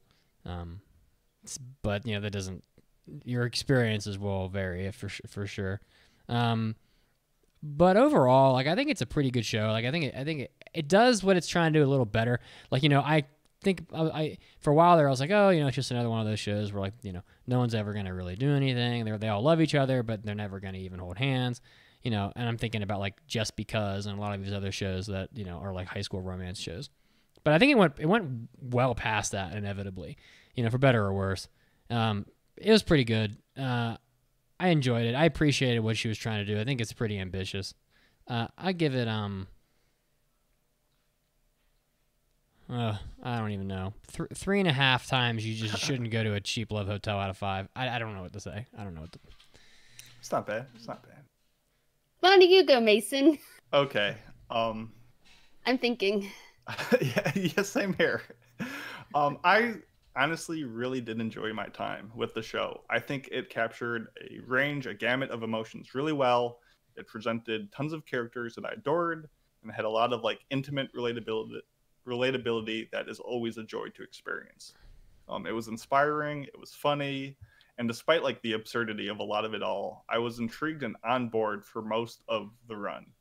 I think the show's ambition to cover the stories of 5 characters was a bit much, and like I mentioned earlier, I think there just simply wasn't enough time to give Momo a full story. I don't know, there was just a lot of things wrong with the series, but I just still enjoyed queuing up every episode. Maybe that was just the opening, who knows, but there was so good. A lot more to this show that I thought it could have like been fantastic and great, but it fell short of those expectations, but it still just delivered a solid piece that I was in for the whole ride. So considering that 4 out of the 5 character arcs were well executed, I'm going to give the show 4 seasons out of 5. Ooh, powerful score from Mason.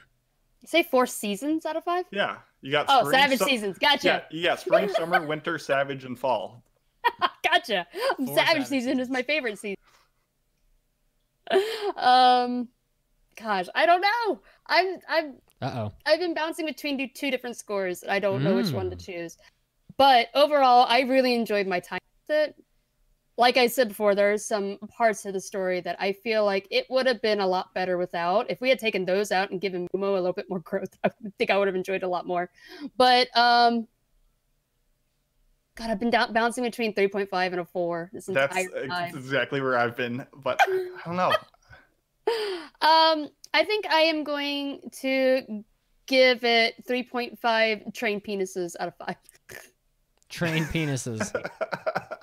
A train goes in there.